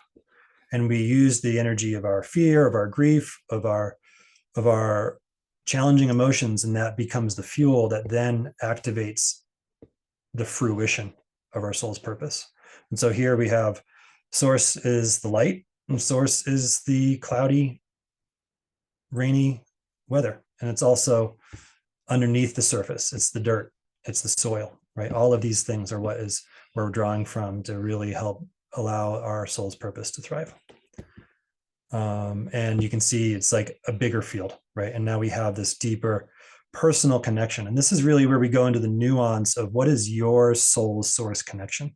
When you really are able to experience your soul's purpose in relationship to the flow of life force and Kundalini, something new turns on entirely that just can't be touched if you're just doing purpose work alone, or if you're just doing life force activation or Kundalini alone. And here you can see where there was a shadow before, that shadow's filled in. And this is really important for anybody who wants to be a leader or a healer of any kind. When we know where our shadow is, we can serve the world more ethically, more responsibly. And when you can think of all the different kinds of spiritual communities that have exploded over the last couple of years, they weren't focusing on this. They weren't acknowledging their own vulnerabilities. The facilitators, the gurus, the teachers weren't excavating the places in their soul and their being that they felt separated by source. And instead, were just receiving the Shakti and the power they were getting from their students without letting that power nourish the parts of them that felt like they were worthless or felt like that they were that they were broken or that they were unworthy. And when we can let those parts of ourselves also receive source, when we can feed source to the parts of ourselves that are starving, that haven't believed they could get met, something entirely different opens up and is unleashed. And so that's the invitation with phase 2. And all of this, whether or not you're interested in becoming facilitator, well, I'll just jump back to that. This is the container for phase 2. We do more one-on-one work, but it's also much more interactive. So we have these exchanges of energy, right? And the container here is much more bi-directional. So I'm less the top-down guru, and I'm much more in it with you, right? And also revealing my own shadows and my own vulnerabilities and allowing the expression of your soul's connection to inform me. So this is an introduction to being able to actually share your energy in service while it's being sourced, right? And then phase 3, for those that want to be facilitators, this is not a requirement. This is just for those that are inspired. But I want to make sure for anybody who is facilitating source embodiment energy that they already have their shadows integrated, that there is a process and a space for them to be able to engage what comes up. Because I know myself as a therapist, I need a therapist, I need supervisors to be able to do what it is that I do ethically and have places that I can go when I need support. And again, where other spiritual communities I feel have, I just say missed out is recognizing that the, being in our vulnerability is what actually supports us to be able to show up for others in theirs. Right. And so this is where you begin to be in service and share the energy outward. Right. And so this becomes you in the center, and now you're a source for others. So that is enough from me. Thank you so much for being here. Really appreciate everybody who stayed on to the end. Really means a lot. And the invitation here is, if you feel like there is something about what's being offered here that answers a question that you haven't really had answered before, that scratches an itch you couldn't reach, if there's something that you got from this experience that just has you more curious to know what's on the other side, highly recommend showing up for the source activations. They are online. You can find them on my website. If you live anywhere near Los Angeles, Nathaniel, why don't you say hello again? Because I don't know if Hello, hi. if you're in Los Angeles, Nathaniel is offering activations there. We have facilitators in the Bay Area. Here in Santa Fe, I'll be in Hawaii for the next couple of months doing them there. If you want to come visit, meet me there. There'll be a retreat at the end of March. We'll be doing phase 1 there in person. But yeah, my experience with this work is I just felt like, there was something about this that I needed to put myself in the stream of longer. And if you feel anything like that, I definitely welcome you into the community, and whether it's just for an activation or going all the way to the training. And for those that have stayed on this long, I'm going to offer a special discount for the phase 1 training starting February 15th. If you sign up if you apply, I'll just say, if you just apply, you don't even have to commit or make a payment. But if you apply within the next 48 hours, I'll be offering a $100 discount on that. And phase 1 is $1,500 total. Very good. Yeah. And so, reach out for the online activation. Nathaniel is on the schedule. There's we have 7 other facilitators besides myself and Nathaniel, and would really hope to see you again. And as far as the emotional flow practice is concerned, if you get stuck at any point, if you have any questions or confusion, feel free to reach out anytime. And I would love to hear how it goes for you, particularly like after a week or a month of trying it, something opens up for you that you want to celebrate. Please let me know. Very good. Thanks for the extra time. Much love to you all.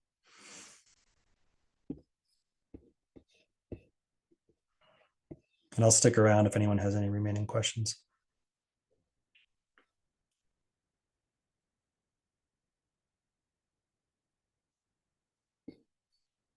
Are the trainings, this is Joanna, the phase 1, is that all live? Do you have to be live for all of those? No, it's recorded. So the more you can be there in person, some people find it helpful. I have had people attend entirely through the recordings. I'm in Mountain Standard Time. Are any of the classes after 3 p.m.? Yeah. So they're on Saturdays. I should have mentioned that. Sorry. Oh, So they're okay. on Saturdays at 11 Mountain Time. Oh, beautiful. Okay, great. I'm so excited. Thank you so much. Good. You're so welcome.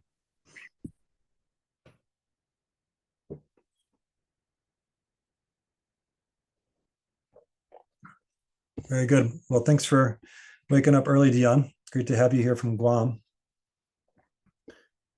And unless anybody has anything they want to ask, I'll say goodbye for now. See you next time.